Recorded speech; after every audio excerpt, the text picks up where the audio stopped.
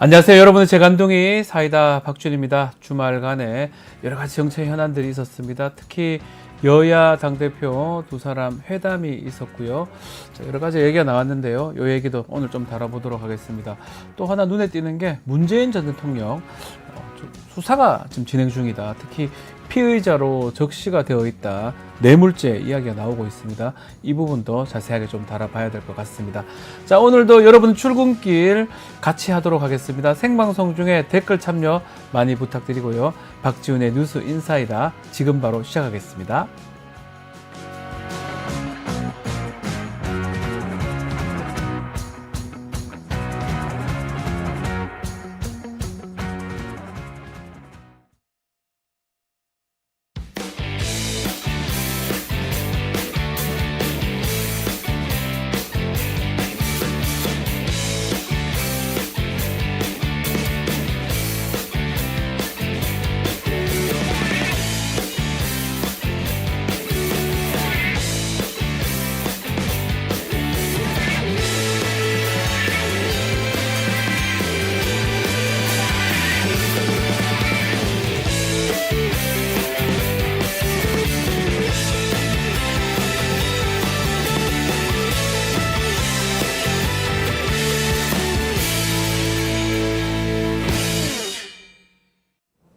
바쁜 아침 오늘 꼭 알아야 될 뉴스 엄선해서 전해드리겠습니다. 듣기만 해도 이해가 쏙 뉴스픽. 오늘도 뉴스토마토의 조성은 기자와 함께 하겠습니다.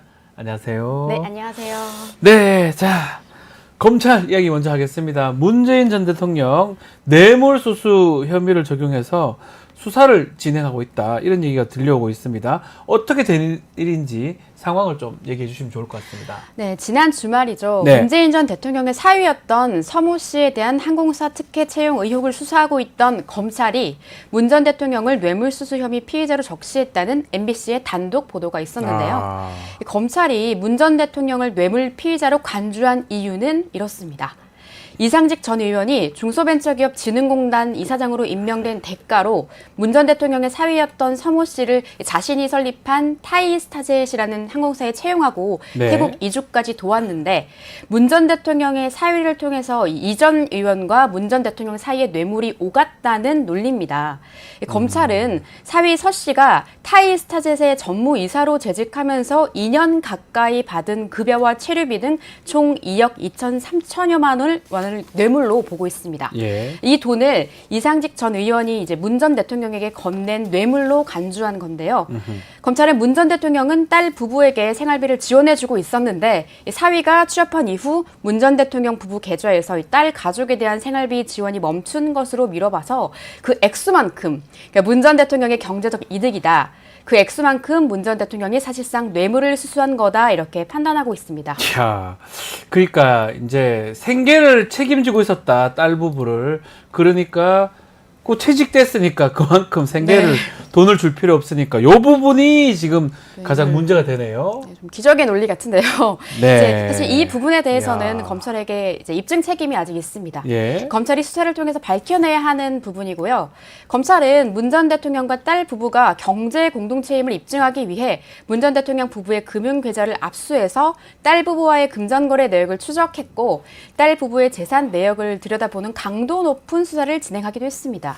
네. 뿐만 아니라 검찰은 문 전 대통령의 딸 문다혜 씨의 주거지를 압수수색하기까지 했는데요. 문다혜 씨는 지난 2022년 문 전 대통령 지인인 송기일 신부로부터 제주도의 주택을 한 3억 8천만 원 정도에 매입했는데 검찰은 당시 구입자금의 출처 확인 작업에 나선 겁니다. 압수수색을 당한 문다혜 씨는 다음 날 자신의 SNS에 그 돌은 누가 던졌을까? 왜 하필 내가 맞았을까? 그것만 되풀이하게 된다라는 드라마 대사를 인용하면서 깨진 유리창 사진을 또 올렸는데요. 네. 그렇게 애둘러서 억울한 심경을 표현한 것으로 보입니다. 또 검찰이 수사 과정에서 초등학생인 문 전 대통령 손자의 아이패드까지 압수한 것도 지탄을 받고 있습니다. 네, 뭔가 취직시켜줬고 그 대가가 아마도 취직시켜줬으니까 뭐 중소벤처기업부 장관인가요? 그 임명된 거고요. 그걸로 결국은 생계를 아마 장인 장모가 돈을 줬는데 딸한테 돈을 줬는데 아버지 그게 이제 뇌물 아닌가. 조국 전 장관 저번에 그 따님 그 조민 씨 그 이 기자. 장학금 뭐 그런 거랑 똑같은 내용으로 네. 좀 보입니다. 자, 이제 문제가 지금 압수수색을 얘기를 하는데 문다희 씨가 지금 3년 전에 이혼한 걸로 지금 알고 있는데 네, 거기 맞습니다. 가서 압수수색하는 게 어떤 의미가 있는지 좀 궁금하고 또 그 전 사위 측 입장이 있었다면서요. 네, 서모 씨 측 변호인단은 서 씨는 문다혜 씨와 결혼하기 전부터 증권사에 다니면서 돈을 벌어왔고 딸인 다혜 씨도 경제활동을 해왔다면서 검찰이 객관 의무를 저버린 채 억지 수사를 벌이고 있다. 이렇게 비판했습니다. 네. 또 타이스타짓에서 받은 급여가 뇌물이라는 검찰의 주장에 대해서도 근로에 대한 정당한 대가를 받은 것이라고 반박했습니다. 자, 채용 관련 의혹도 수사 중이라고 알고 있는데 그건 또 어떤 내용입니까? 네, 이 사건의 또 다른 쟁점은 이상직 전 의원의 중소벤처기업진흥공단 이사장 임명 과정에 문제가 있는지인데요. 임종석 전 대통령 비서실장, 조국 전 청와대 민정수석 등 당시에 인사 라인에 있었던 청와대 인사들은 통상적인 채용 절차였다. 의혹 자체가 사실무근이라는 입장을 밝히면서 전 정권 보복 수사라며 검찰 조사에서도 진술을 대부분 거부하고 있는 상황입니다. 네. 또 문재인 정부 출신 민주당 의원들 37명도 하늘 무서운 줄 알고 칼춤을 당장 멈추라고 경고했고요. 황희 더불어민주당 의원은 죄가 없는 전임 대통령을 피해자로 만들어서 괴롭히는 정치 보복의 마지막 결말은 현 정부와 검찰의 몰락이 될 것이라면서 윤석열 검찰 정권을 향해서 매섭게 날을 세웠습니다. 자, 검찰도 입장이 있을 것 같은데요. 어떤 입장입니까? 사건 수사한 전주지검은 적법하게 발부받은 영장에 기초해서 신중하게 수사하고 있다. 정치적 상황과 전혀 무관하다라면서 야당의 비판에 정면으로 맞섰습니다. 한마디로 적법한 수사라는 주장인데요. 문 전 대통령 손자의 아이패드까지 무리하게 압수했다 이런 지적에 대해서도 문 전 대통령 딸의 이메일이 저장돼 있는 매체를 적법하게 압수했을 뿐 손자의 교육용 아이패드는 압수한 바 없다며 문제가 없다는 입장을 견지했습니다. 네. 수사 향배를 두고 어떤 관측이 주로 나오고 있습니까? 법조계 일각에서는 수사를 이제 매듭 지으려면 결국 문 전 대통령에 대한 소환 조사가 불가피하다라는 관측이 나오고 있습니다. 검찰은 압수물 분석을 마치는 대로 문 전 대통령 부부와 문다혜 씨를 상대로 한 조사 일정을 검토할 것으로 네. 보이는데요. 어쩔 수 없이 김건희 여사 디올백 사건 수사와 비교를 안 하려야 안 할 수가 그러니까요. 없습니다. 네. 아시다시피 김 여사는 검찰청에도 조사받지도 않았고요. 또 김 여사가 디올백을 받는 장면이 전 국민이 다 보기도 했죠. 더군다나 김 여사에게 디올백을 준 최재형 목사가 직접 디올백이 뇌물이라고 하는데도 검찰은 굳이 뇌물이 아니라 감사 표시다라고 하면서 불기소를 했습니다. 네. 이렇게 대상에 따라서 달라지는 검찰의 범죄 혐의 적용 기준이 정말 이해하기 힘들고요. 여기에 문 전 대통령 가족을 진짜로 소환해서 조사까지 하면 수사 방식의 차별 문제까지 불거질 텐데 정말 성난 민심에 기름을 들이붓는 것 같습니다.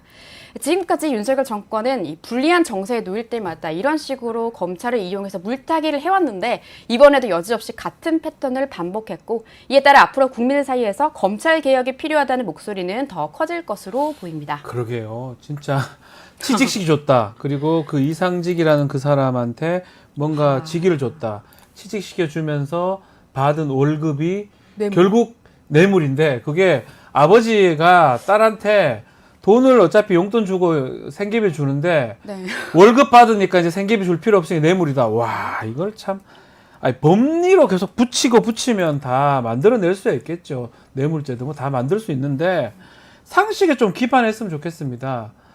월급 받잖아요. 근로의 대가로 월급 받는 건데 그게 어떻게 뇌물로 그렇죠. 이렇게 볼 수가 있을지 좀 글쎄요. 저도 법을 공부를 하고 항상 법을 다루고 있지만 그렇다면 좀 우리 좀 전에 조성원 기자 말했지만 지금 김건희 여사 부부는 그건 뇌물 100만 번 돼도 시원찮을 마당에 그건 아무것도 아니라면서요.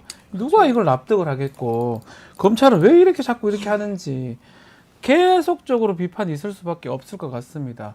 그래서 검찰 해체해야 되는 거 아니냐 이런 얘기도 나오는 것 같아요. 누가 보더라도 납득할 수가 있어야 됩니다. 월급 받은 걸 뇌물이라 하는 게 어디 있습니까 세상에.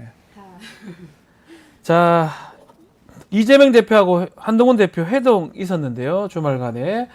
자, 소득이 좀 있었습니까? 아니요. 3시간에 걸쳐서 논의가 진행되긴 했지만 의료 대란과 최상병 특검법 그리고 금융투자 소득세법 그 어느 쟁점에 대해서도 합의를 도출해내지 못하고 빈손, 맹탕으로 허무하게 끝나버렸습니다. 네. 현 시점에서 국민들이 가장 큰 관심을 가지고 지켜보고 있는 의료 대란 대책에 대해서도 양당은 구체적인 내용 없이 추석 연휴 응급 의료 체계 구축에 만전을 기할 것을 정부에 당부하고 국회 차원의 대책을 협의하기로 했다 정도의 원론적인 말만 했을 뿐입니다.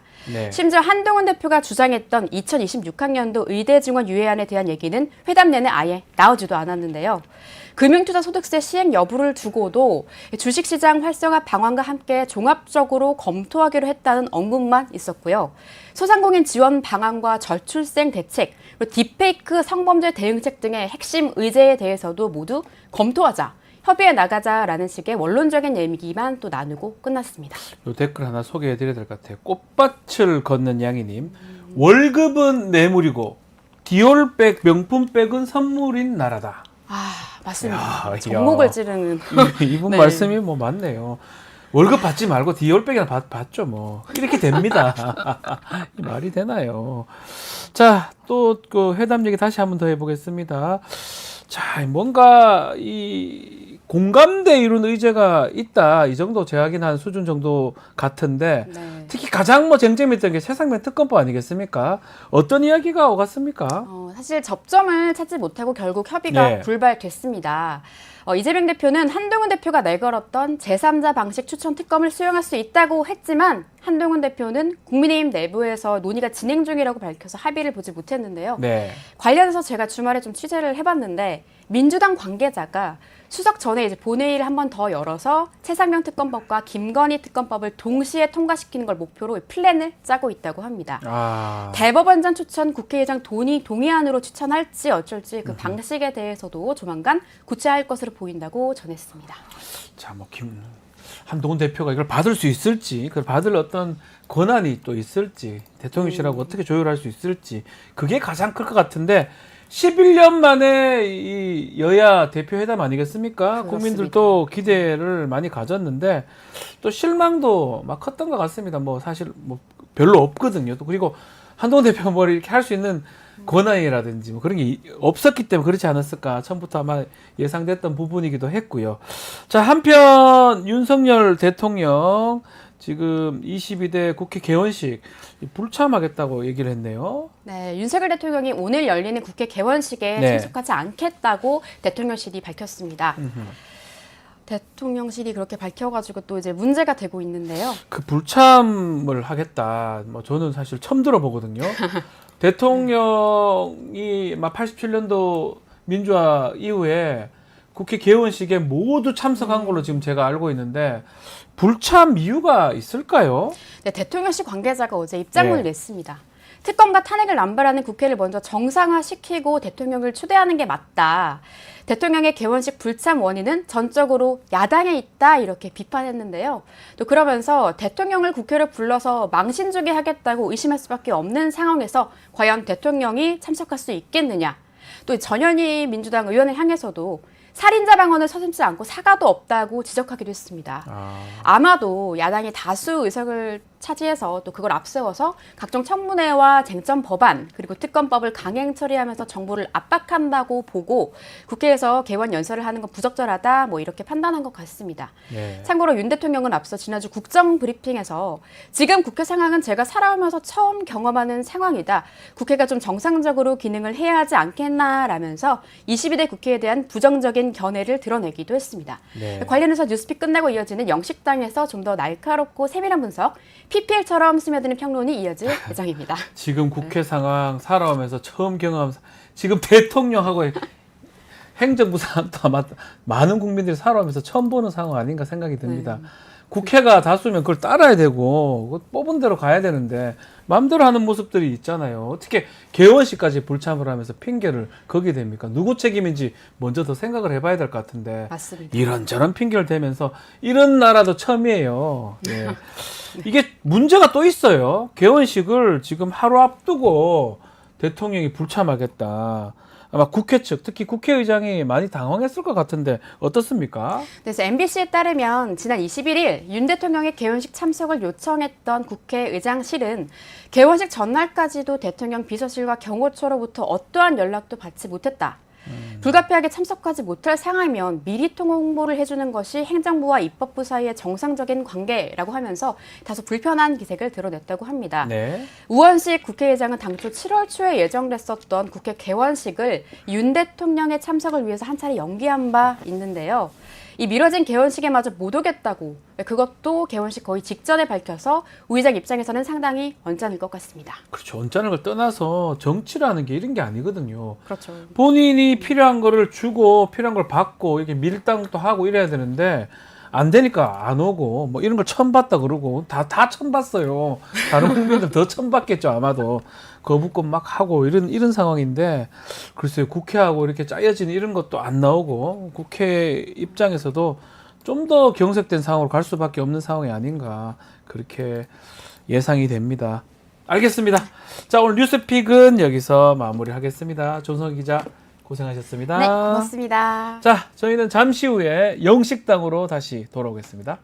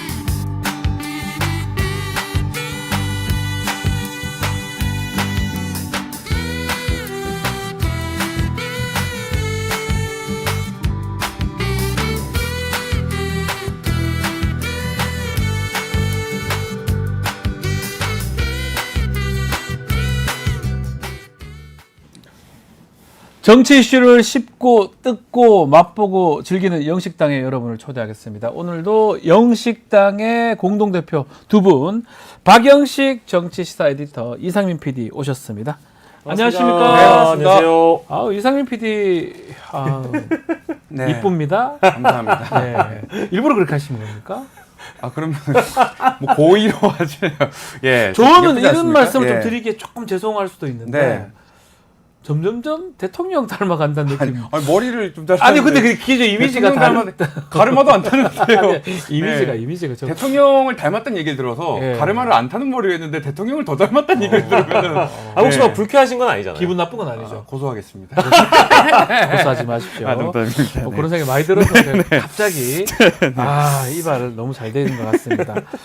자, 이 얘기 먼저 다뤄보겠습니다. 드디어 만나긴 만났습니다. 11년 만에 여야 대표회담 성사가 됐는데 그렇지만 뭔가 성과는 별로 없었다 이런 네. 얘기가 좀 또 아쉬움이 좀 더 많은 것 같습니다. 일단 네. 평가 한번 내려주십시오. 그 아쉬움과 기대감이 교차했다라는 반응이 언론 대다수인 것 같고요. 네. 여당 같은 이재명, 야당 같은 한동훈 뭐 이제 이런 제목도 보입니다. 그렇죠. 일단은 뭐 대다수가 만난 것 자체가 성과인 거는 동의를 하는 것 같고요. 어제 시작부터 일단 기싸움이 굉장히 팽팽했고 실무회담에서도 의견 차이가 있었는데 이게 좀 어느 정도 합의를 한 다음에 여야 실제 회담에서는 의견 차이를 얼마나 드러내지? 라는 것이 또 관건이었는데 그렇죠. 모두 발언에서부터 굉장한 어떤 기싸움이 좀 팽팽했던 것 같고요. 다만 두 대표 간의 어떤 신뢰 회복 이런 차원에서는 그 모두 발언에서도 상대방을 좀 띄워주면서 아하. 상대방이 했던 언급도 메모를 해와서 네. 실제 그 모두 발언문에 담아와서 이렇게 말씀하신 부분에 대해서 나도 동의를 한다. 차이를 만들어가는 것이 아니라 접점을 찾아가고 협의해서 합의로 이뤄갔으면 좋겠다. 이제 이런 대목들은 높은 점수를 대부분 뭐 전문가들 포함해서 정치권에서도 언론에서 주는 것 같고요. 다만 뭐 이제 앞서서 잠깐 나왔습니다만 이게 국민을 위해 민생을 위해 회담을 하는 자리면 그렇죠.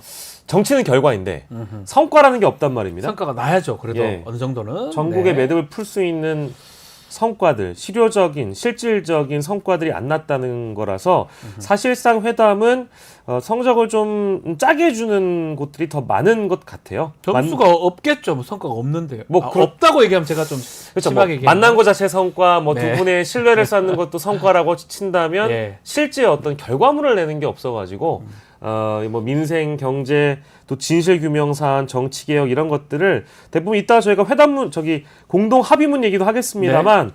결과물이 좀 부족하다. 이제 이런 평가가 줄을 좀 이루고 있는 것 두 분 같긴 얘기 한번 합니다. 들어볼 수 있나요? 아, 그래요? 오늘? 두분 우와, 계시다니까. 두분 다 나오셨네요. 안녕하십니까? 안녕하십니까? 한동훈입니다. 예, 이재명입니다. 11년 만에 예. 여야 대표가 만난 거라고 합니다. 아, 이거 참. 혹시 아셨나요, 두 분은? 아, 그럼요. 알고 있죠? 예. 예, 두 분이 하는 것보다도 민생이 정말 중요합니다. 야. 25만 원 민생 지원 이거 빨리 됐으면 좋겠습니다. 네. 아니, 쓸 수 있는 혈세가 한정이 됐는데 어떻게 획일적으로 돈 씁니까? 필요한 곳에만 써야죠. 필요한 곳에만 쓰는 게 저는 찬성하는 건데요. 예. 아 그래요? 그럼 굳이 선별적으로 하는 거에 그것도 저는 받아들일 용의가 있습니다. 그럼 한번 협의해서 선별적으로 지원하는 거 네. 한번 지원해 보는 거 어때요?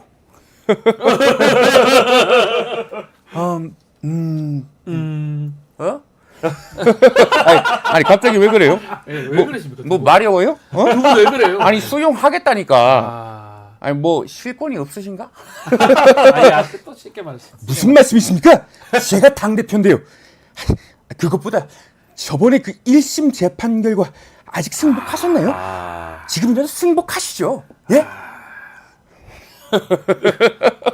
예, 방송 중인데 잊지 마시죠. 야. 오. 예, 박 변호사님 진행해 주세요. 네, 진행하겠습니다. 어제 그 모두 발언에서 했던 말씀을 잘 요약한 것 같습니다. 아니 방송 중에 멱살도 못 잡고. 아, 목살을 왜 잡습니까, 대표님? 실제로 그 회담장의 테이블이 굉장히 넓어가지고 조금 넓었죠, 그죠? 멱살 잡고 싶어도 못 잡는다는 네, 못 농담도 잡죠. 했다고 예, 하니까 예, 이제 그 예. 표현을 해주신 것 같은데. 야, 이 두 사람이 약간은 얘기를 들으면서도 신경전도 좀 있으면서도 네. 약간 끌기도 서로 긁기도 하면서 또 막 그런 모습들이 있는데 사실은 회담에서 뭐 이 모두 발언은 이렇게 들어봤지만 최상병 특검법하고 전 국민 그 25만 원 지원 뭐 금액이 얼마든지 간에 또 금융투자소득세 요런 현안들은 뭔가 하나씩 나올 것이다. 네. 요런 기대는 좀 했거든요. 그렇죠. 그렇지만 없었던 것 같아요. 예, 그 이제 공식 의제에 네. 담겼던 내용이잖아요. 요거는 요 세 개는 담겼었어요. 예, 최상병 특검법, 국민 25만 원 지원법, 그리고 금융투자소득세 이제 이게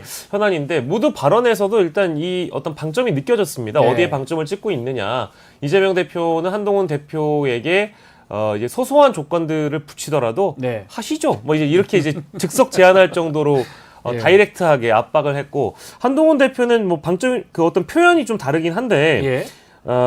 저는 제 개인적으로 좀 동의할 수 없는 부분인데 이제 현금살포라는 표현을 네. 직접 쓰셨습니다. 근데 이거는 현금살포. 사실관계가 일단 지역 쿠폰을 발행하는 거기 때문에 그거는 좀 다르게 인식을 하고 계신 것 같아요. 아무튼 어쨌든 의견 차이가 있는 거니까 네. 그 대목에서 여기 합의가 좀 어렵겠구나라는 생각이 들었었는데 아니나 다를까 역시 모두 결론은 다음으로 넘겼습니다. 이제 그게 아쉬웠고요. 뭐 제보 공작, 증거 조작까지 받겠다라는 얘기를 했음에도 불구하고 어제 합의문에는 특허법 내용이 아예 들어가지가 않아서 네. 전 국민 25만 원 지원 같은 경우에는 민생 공동 협의 기구를 만들기로 했다 보니까 이제 요 대목은 좀 어느 정도 녹아 들어갔다고 볼 수도 있겠지만 네. 특검과 관련된 얘기는 아예 이제 이게 합의문에 안 남겼기 때문에 이거는 좀 많이 아쉬워하는 분들이 많이 계신 것 같고요. 네. 시각 차이가 어찌됐든 모두 발언에서 드러나다 보니까 회담 결과도 혹시나 했는데 역시나가 되지 않는가 이제 이런 생각도 좀 들었습니다. 근데 어쨌든 그 공식 의지에 담기지 않았던 의료 대란과 관련된 해법 있잖아요. 네. 근데 이거는 합의문을 보니까 의료 대란을 국회 차원에서 여야 공동으로 촉구한다, 정부에 네. 촉구한다는 내용이 담겨 있는 것은 그나마 좀 다행이라고 요거는 의미가 평가할 있다고 수 봐야 있는 돼요. 대목인 예, 것 같습니다. 합의문 8가지 중에 딱 하나 네. 의료 대란의 응급 의료 체계 구축하고 요거 요청하겠다. 국회 차원에서 대책 협의하겠다. 요 부분은 좀 눈에 띄는 것 같습니다만. 네. 예, 안녕하십니까. 갑자기 여기서 또. 사샤. 김승트입니다. 예, 알고 있습니다. 자꾸 그 깐죽대고 그러면 방송 못합니다. 세상 본 의원이 판단하기에는 평가 좀 해주십시오. 한동훈 대표와 예. 사실상 사샤. 이번에 대통령을 겨냥한다 이렇게 보도가 된 것도 있는데 네. 사실상 사샤. 집권당의 정계 개편은 사실상 이 핵심이 대통령이 중심이 되어 있는 겁니다. 맞아요. 이거 걷어차버리고 한동훈 대표가 새 출발한다. 내가 갈 거다 하면은 이거 사실상 이거 숯불이다 이렇게 생각하고 아하.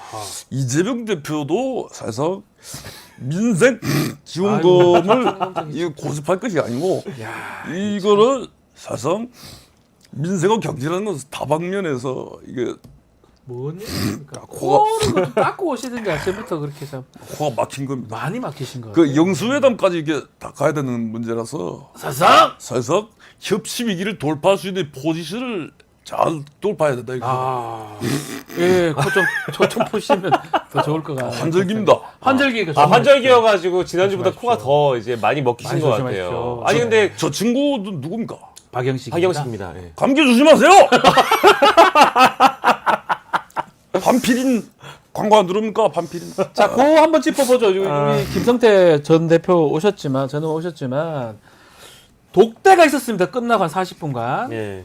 요거는 좀 긍정적 신호로 봐야 될 것 같아요. 이 독대 이런 게 더 중요해요. 두 사람이 밖에 이제 언론에 생중계 같은 거 안 하고 네. 독대를 하면서 뭔가 합의를 할 수도 있고 앞으로 방향을 정할 수 있는데 혹시 독대에서 좀 거론된 얘기가 있을까요? 박영식 에디터? 언론 종합을 해보니까 네. 오늘 조간까지 나온 내용이 다 포함되면 실제 이 두 사람이 독대에서 어느 정도 얘기를 했는지는 정확하게 취재는 어려운 것 같아요. 근데 다만 이제 여야 대표 회담 정례화를 한동훈 대표가 실제 모두 발언에서 언급을 그렇죠. 했었고요.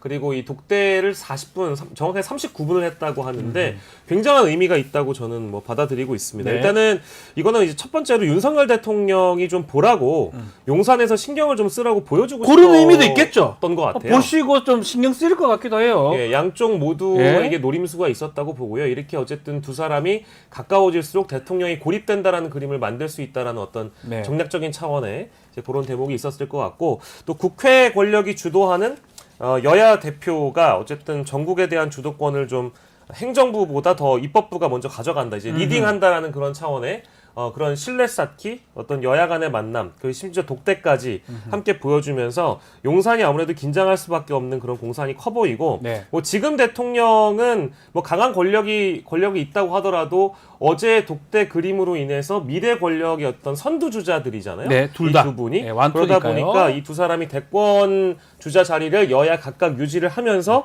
적대적 공생 관계로 나아간다고 하더라도 네. 대통령의 어떤 레임덕을 이끌어낼 수 있다라는 그림 때문에 그런 이제 노림수 때문에 아마 용산에서 또 대통령께서 많이 긴장하시지 않을까 이제 그런 생각이 좀 들고 네. 두 번째는 일단 이재명 대표와 한동훈 대표 간의 독대로 인해서 대표 간에 없던 신뢰가 쌓였다라는 대목도 우리가 좀 높이 평가해 볼 필요가 없던 신뢰를 있겠습니다. 쌓았다. 왜냐하면 이게 그 1시간 반을 그 회담 3+3을 회담을 계획했다가 네. 독대는 예정이 없었다고 없었어요. 하거든요. 진짜로. 그래서 네. 실제 그 현장에 있던 취재진들도 많이 놀랐고 그 속보로 타전이 되기도 했었습니다. 어느 정도 또 독대를 하느냐도 매우 중요해 보였는데 이게 한 30분을 넘어가니까 상당히 길게 한다. 그렇죠. 도대체 40분 했거든요. 도대체 어떤 얘기를 네. 하는 것이냐라는 예. 말씀들이 많이 나와서 결과적으로는 이제 언론에서 나왔던 얘기는 여야 대표 회담을 정례화한다. 그러면 언제 어느 시기에 어느 정도로 하느냐 이제 이 대목이잖아요.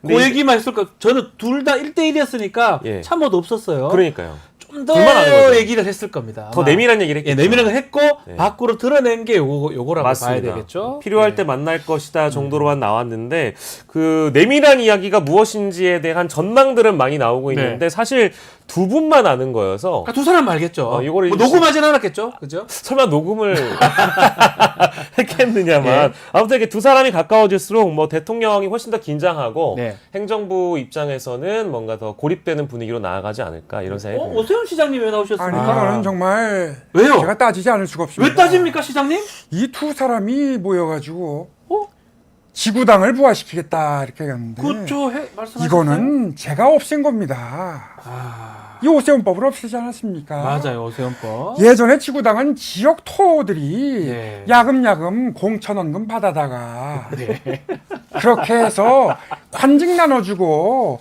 헌금 많이 받은 사람들 그렇게 지역의원 시켜주고 했던 겁니다. 맞아요. 그거 겨우 없앴는데 이걸 다시 부활시키겠다는 거는 우리 서울 시민들이 보고 계십니다. 마음속에 태극기를 좀 심으셔야 돼요. 태극기를 좀 모셨네요, 시장님. 정말 한탐스럽습니다. 아니 아쉬우신가 봐. 왜냐면 태극기를 심으려고 예. 했다가 방황문에 못 태극기 못 심으셨잖아요. 심었잖아요. 아, 그건 아니죠. 뭐가 아닙니까? 이번에 한 달간의 시민 수렴 결과를 말씀드리겠습니다. 네. 찬성이 59%, 반대가 40%가 나와서 네. 진행을 하기로 했습니다. 그래서 진행합니까? 마음속에 태극기. 해양대를 심기로 했습니다. 아, 태극기 치 들고 오셨어요. 아니, 어떻게 지구당을 부활시킵니까? 아니 근데 뭐 양당 대표 두 분 다 이제 그 지구당 부활에서 공감대가 있는 거니까 우리 서울시장님이 숟가락 아니, 올릴 그건 정말 만한 아니죠. 아니죠. 그거는 당대표가 힘이 세지는 거죠. 어떻게 그렇게 말씀하십니까? 아니, 뭐- 영식당 대표 맞으신가요? 아니 뭐 공동 대표니까 아니, 여기 PD들한테 헌금 받으시는 거 아닌가요? 어떻게 그렇게 말씀하십니까? 그건 정말 아니죠. 셉니다. 예. 그건 아니죠. 아니죠. 아, 정말 비슷한데요? 이상민이 잘라야겠습니다. 아닙니다. 이상민 더 비쌉니다. 태극기 가져가세요. 예, 필요 없습니다. 자, 요것도 하나 다뤄보죠. 관심이 끌었던 게 대담 중에 예. 이거는 모두 발언이긴 한데 이재명 대표의 계엄령 얘기입니다. 계엄 얘기를 하니까 대통령실에서 또 바로 반응도 나왔는데 제가 입장을 나온 시간을 보니까 엄청 빨랐어요. 예. 여야 대표 회담 중간에 대통령 입장이 나왔습니다. 대통령실 입장이 나왔습니다. 이렇게 빨리 반응한 이유, 이 배경은 뭘까요? 아 이건 굉장히 좀 이례적이라고 그러니까요. 저도 굉장히 놀랐는데 회담 중에 나왔다니까요. 회담 들어간 지 시간이 좀 많이 흘렀었던 상황이긴 한데요. 네. 그렇다고 하더라도 이게 한 1시간 정도 흘렀을 때쯤에 나왔으니까 끝나고 할 것도 같은데 바로 그러니까 해버렸어 중간에. 이게 엄밀히 국회에서는 지금 회담이 이루어지고 있고 예. 지금 정치의 시간이 작동하고 있는 상황에서 계엄령 자체를 언급한 게 어이가 없다라는 식의 네. 그런 속보 타전이잖아요. 네. 근데 이거는 뭐 이제 대통령실에서 통신사나 보도 채널 쪽으로 어쨌든 이 소식을 뿌렸기 때문에 이 내용이 등장한 거 아니겠습니까? 그렇죠. 그래서 저는 그 여야 접견 상황을 뻔히 대통령실도 알 텐데 언론을 통해서 속보를 치는 건 이건 이례적인 걸 넘어서 좀 예의가 없는 거 아닐까라는 생각이 좀 들었습니다. 그러니까 이제 국회 무시가 좀 저변에 깔려 있었다라는 거는 뭐 많은 분들이 이미 알고 계실 텐데 네. 이거는 여야 회담하고 있는 대표 모두 보란 듯이 이 속보가 나왔다는 중에 건 이걸 반응을 하다니요. 그러니까요. 이제 굳이 어떤 노림수가 있는지를 따져 본다면 한동훈 대표가 인식할 만큼 무게를 두기 위해서 국민의힘 측 지도부를 압박하기 위해서 이런 메시지를 일단 낸 것은 아니었을까? 근데 행정부는 행정부의 일을 하는 것이고 그렇죠. 입법부는 입법부의 일을 하고 있는 와중인데 여야 대표 회담을 의식한다면 이렇게 했으면 안 됐다라는 생각이 좀 들고요. 대통령실 이런 행위를 통해서 어쨌든 용산의 눈치를 여야 모두 좀 보게끔 하는 건 아니었겠는가. 오늘 회담에서 합의를 좀 적당히 했으면 좋겠다. 네. 이제 이런 의미가 있었다고 그런 보고요. 메시지일 수도 있어요. 계엄 딱 그 포인트를 계엄에 잡아서 예. 계엄이 말이 되냐 이렇게 얘기하면서 조금 회담에 대해서 뭔가 조금 불만을 그런 게 아닌가 예상이 대통령 말씀 한번 들어볼 수 있나요? 유력한데요. 닮았습니다. 아니, 유력해. 우리가 유력하다고요? 유력한데? 그죠? 계엄령을 물꼬로 터가지고 이제 그 회담 방해하시려고 한 거죠? 방해하시는 거죠? 상당히 유력합니다. 뭐가요? 아니 기시다 우리 형님이 야, 갑자기 기시다 얘기를 6일에서 7일 사이에 올 거가 상당히 유력해요. 지금. 그래서 이번에 그 뭘 준비해야 되지? 우리 한미일 공조가 중요합니다. 그래서 오므라이스 받아 먹은 게 있으니까 우리 뭐 김치 라이스로 해야 되나 이거? 지금 회담 중인데 왜 기시다 얘기를 하십니까? 그러니까 어제 회담 중에 혹시나 이렇게 그 또 이제 반주 하시다가 혹시나 그 계엄령 얘기가 나와가지고 발끈한 나머지 갑자기 그렇게 화나신 거 아닙니까? 그 아니, 전에 그게 말이 됩니까? 예? 예? 예? 어? 예? 어? 야? 야, 왜? 예? 예? 쉬고. 야요? 야라니요. 아니 방송 중에 어쨌든 대통령이 야라뇨. 야라니요. 저기 저도 대통령이지만 이번 국회는 좀 정상적이지 않은 것 같습니다. 에이. 이거는 국회가 제대로 좀 기능을 해야 되지 않겠나 이 정도로 제가 마무리하겠습니다. 아 근데 어제 그 국회가 정상화되는 과정 중에 아니야. 예? 그건 아닙니다. 그건 한 장면이잖아요. 아니야. 왜 아니죠? 아니야. 아니 22대 국회에서 여야 합의로 민생 법안도 통과시키고 아닙니다. 어떤 게요? 아닙니다. 그거는. 아 그 아닙니까? 그러니까 어째서 아니? 그럼 아니지 바뀌야 그러면 아닙니다. 알겠습니다. 아닙니다. 아유, 다른 얘기 계속 하시니까. 아무튼 저는 이거는 대통령 이거는 제가 살아가면서 예. 처음 경험하는 국회입니다. 이거 처음 봅니다. 이런 거는. 예, 아니 그러니까 저는 이제 이런 장면이 나이 60 넘어서 먹고 이건 처음 봅니다. 이런 거는. 아니 저도 그런 대통령님을 처음 뵀어요. 선배요. 예. 누굽니까? 당신들 처음 보는. 박영 씨입니다. 예. 처음 봅니다. 이런 거. 박영 씨. 아니, 아무튼- 이분들도 처음 봅니다. 이거 방송 재밌는데 좋아요도 안 누르는데 좋아요 좀 눌러달라고. 댓글만 다시네. 이런 공유 분들도 좀 처음 해주세요. 봅니다. 이거. 슈퍼챗도 안 쓰. 슈퍼챗은 안 이런 써도 분들 돼. 처음 봅니다. 안 써도 이런 됩니다. 분들. 안 써도 됩니다. 예. 이런 분들 처음 보네. 안에서 한 일간지에서의 대통령이 싫어요는 왜 누르는 거야? 이런 분들도 처음 보네. 참 이거. 대통령님이 그렇게 네. 계엄령에 민감해하시고 회담 도중에 메시를 내시니까 이것도 사실상의 어떤 그러니까요. 당무 개입 아니냐. 한동훈 대표가 회담 도중에 이런 메시지가 왔다는 걸 알게 되면 이것 또한 지도부 차원에서는 그러니까요. 하나의 당무 개입으로 받아들일 수 있기 때문에 저는 대통령심이 왈가왈부로 하실 거라면 회담 끝나고 해도 늦지 않았는데. 잠깐만 봐봤다. 갈게요. 예, 알겠습니다. 봐보셨다. 알겠습니다. 예. 네. 자, 대통령 얘기 좀 더 해보면요. 이것도 좀 눈에 띕니다. 뭐 이런 국회 처음 봤다고 말씀하셨는데 오늘 개회식으로 정기국회 100일간 열립니다. 근데 문제는 이런 경우가 있었나 싶은데 윤석열 대통령이 국회 개원식에 참석을 하지 않는다라고 네. 지금 얘기를 합니다. 개원식 불참은 처음인 것 같아요. 이게 뭐 처음 들어봅니다. 87년 체제 이후에 처음입니다. 그래서 이게 글쎄요, 그 기자회견 하고 국정브리핑 하고 나서 여야 회담이 돌아가는 것을 보고 뭔가 예. 불쾌하셨는지는 모르겠지만 이거를- 아까 잠깐 우리 대통령님도 예. 말씀 주셨잖아요. 예. 국회가 정상이 아니라고 하시는데 예. 22대 국회 열리고 나서 지금 국회 가동이 됐고 최근에 본회의에서는 여야 합의로 인해서 민생 법안도 통과를 했고요. 그러니까요. 지금 여야 대표가 오랜만에 만나서 11년 만에 회담을 했는데도 불구하고 이것이 정상이 아니라면 국회가 정상이라고 볼 수 있는 건가? 라는 그 대목에서 좀 의구심이 있고요. 네. 뭐 대통령실 관계자 워딩을 보니까 불참 이유가 뭡니까? 피켓 시위를 하고 망신 주기를 하겠다고 의심할 수밖에 없다? 아 근데 그 정도는 감내해야 되는 거 아닙니까? 당연하죠. 정치라면. 당연하죠. 이거 정도는 감내할 어떤 마음을 가지고 오셨어야 될 텐데 공사에 대한 구분이 좀 전 안 돼 있는 아니 거 그 아닌가라는 기분 생각이 나쁘다고 들어요. 안 가면 그게 됩니까? 지금 왜냐하면 한 번도 안 간 적이 없는 거예요. 지난번에도 국회 열렸을 때 22대 열렸을 때 그때도 안 가셨는데 예.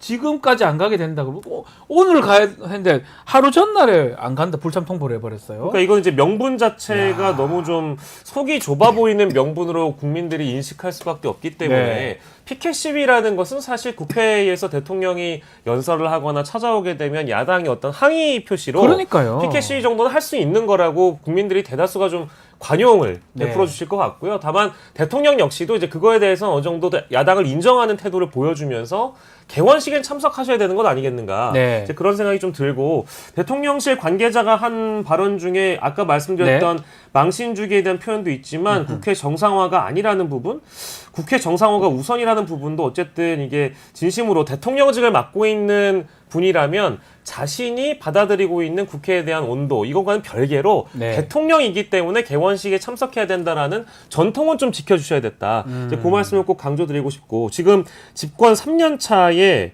총선 패배 이후에 여야 관계 복원을 위해서 여야 대표가 만난 이 시점에 국회 개원식 불참은 이거 좀 세 보이는데 이게 이거는 맞나요? 저는 앞으로 대통령께서 국회를 어떻게 또 인식하실 거에 대한 그 예고를 보여준 거라고 저는 생각을 하고요. 네. 국회에 대해 좀 달라진 태도를 좀 기대했는데 이 정도의 태도라면 앞으로 바뀔 게 또 없겠다라는 생각이 좀 들어서 좀 불안하고 네. 우려스럽습니다. 김문수가 왜요 여기? 대통령 얘기 그만하고 예. 제가 취임 직후에 장관으로서 긴급 회의를 했습니다. 예. 여기 그 직원들 여기 박 변호사도 마찬가지고 제가 왜요? 임금 체불 한 적 있어요 누구? 없죠. 임금 체불 지난 6월 기준으로 1조액이 넘었어요. 그랬어요. 그거 다 돈들 줘야 돼. 사장들 악덕 기업들 내가 다 때려잡을 겁니다. 아이고 뭐 안 올리네. 그 악덕 사장들 이름이 누구요? 누구요?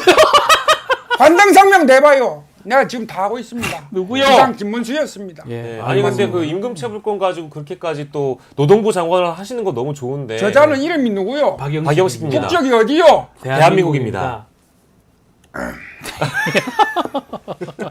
그걸 부정합니까? 아니 부정하진 않았죠. 국적은 부정하지 않습니다. 아니, 저는 이제 국적으로 대통령의 체불 출연료 체불 얼마 받았어요? 지금 얼마까지 안 받았어요? 지금 토마토는 한 번도 체불한 적이 체불하지 없는데. 않죠. 토마토는.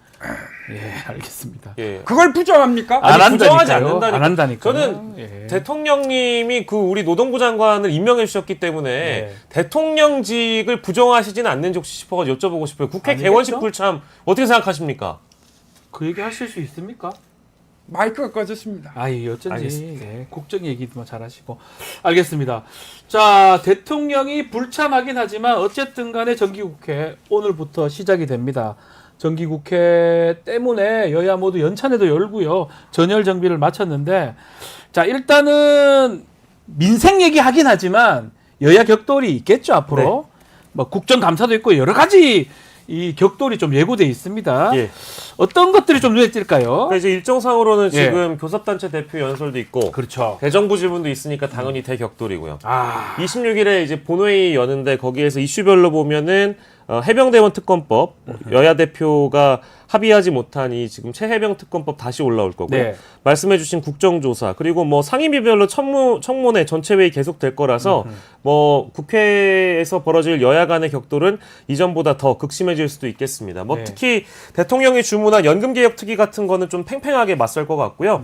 그 지금 민생 입법 같은 거는 여야 모두가 강조하고 있습니다만 방점이 좀 다릅니다. 네. 여당 같은 경우에는 선동과 괴담을 일삼는 야당에 대해서 맞서 싸우겠다. 그래서 대통령이 주문한 4대 개혁 관철시키겠다는 입장이고요. 뭐 야당은 당연히 대통령의 태도가 변화가 없기 때문에 거부권이 행사된 어떤 각종 법안에 대해서 다시 발의하고 다시 본회의에 상정해서 국민들에게 어떤 평가를 받겠다라고 지금 말씀하고 있고 제일 지금 제가 눈에 띄는 것은 나머지 그 21대 국회 이후에도 해결되지 못했던 여러 법안들이 있거든요. 법안들 많아요. 방송사법, 이거 노란봉투법 다 거부권 행사했던 다 그런 법안이잖아요. 법안들입니다. 그렇기 때문에 요거에 대한 갈등도 있지만 바로 그 본회의 끝나고 나서 국정감사가 네, 또 있어가지고요. 국정감사 바로 합니다. 국회가 매우 바쁘게 돌아갈 것 같습니다. 국회 시즌에 이제 100일간 그러니까 네. 연말까지 국회가 쫙 돌아간다고 그렇게 생각하시면 될 것 같습니다.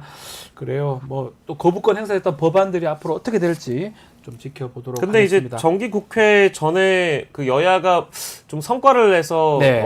회담에 성과를 냈다고 한다면 본회의 과정이 좀 수월할 수도 있을 텐데 그러니까요. 왜냐하면 한동훈 대표도 어제 모두 발언에서 얘기하기를 법안을 발의하고 야당 주도로 통과시키고 대통령이 거부하고 다시 자동 폐기되면서 재발이 되는 이제 이런 악순환의 고리를 누군가 끊어야 되지 않겠느냐고 얘기를 해놓고 나서도 어떠한 법안에 대한 성과도 없었기 때문에 이제 다시 도돌이표가 되는 거거든요. 그렇죠. 근데 지금 이런 상황에서 대통령이 국회 개원식에도 오지 않고 결국에 이 갈등의 국면이 마무리가 되지 않고 다시 이제 돌아간다라는 것은 저는 이번 정기국회에서도 여야 간의 격돌이 너무 극심해지진 않을까. 극심해질 것 그렇게 같다. 되면은 지금 두 분의 독대, 40분간의 독대도 좀 무의미해진다는 무의미해진다. 결론을 낳을 것 같아서 여러 측면에서 좀 아쉽습니다. 그 개원 때문에 독대도 한 것인데 예. 참, 한번 봅시다. 예. 국회 시간입니다. 대통령은 참석하지 않으시고요. 자, 지금 정기국회 어떻게 진행될지 지켜봐야 될 것 같고요. 마지막으로 우리 하나 좀 다뤄봐야 될 게 김종민 의원입니다. 누구냐고요? 새로운 미래 김종민 의원. 탈당해버렸어요. 야, 새로운 미래가 원외정당이 돼버렸는데 일단은 김종민 의원 김종민 혹시 의원 나오셨습니까? 없죠? 어느 날 갑자기 슬픈 내게로 다가와 사랑만 주고서 당을 떠나가 버린 종민아 어디 갔습니까? 어떻게 나를 떠나갔습니까? 이야, 이거 참 묵직합니다. 묵직합니다. 어떡합니까, 이낙연 총리님? 아유, 참. 한 명 있었는데 이제 원외정당 돼버렸어요. 개빡칩니다. 예, 뭐라고요? 뭐라고요? 그러시면 안 됩니다. 아니 빡친다고 대표님 개빡친. 대표님. 좀 한숨이 좀 너무 묵직하게 아유. 들려와서. 아이고야. 스팀 오지게 봤습니다. 알겠습니다.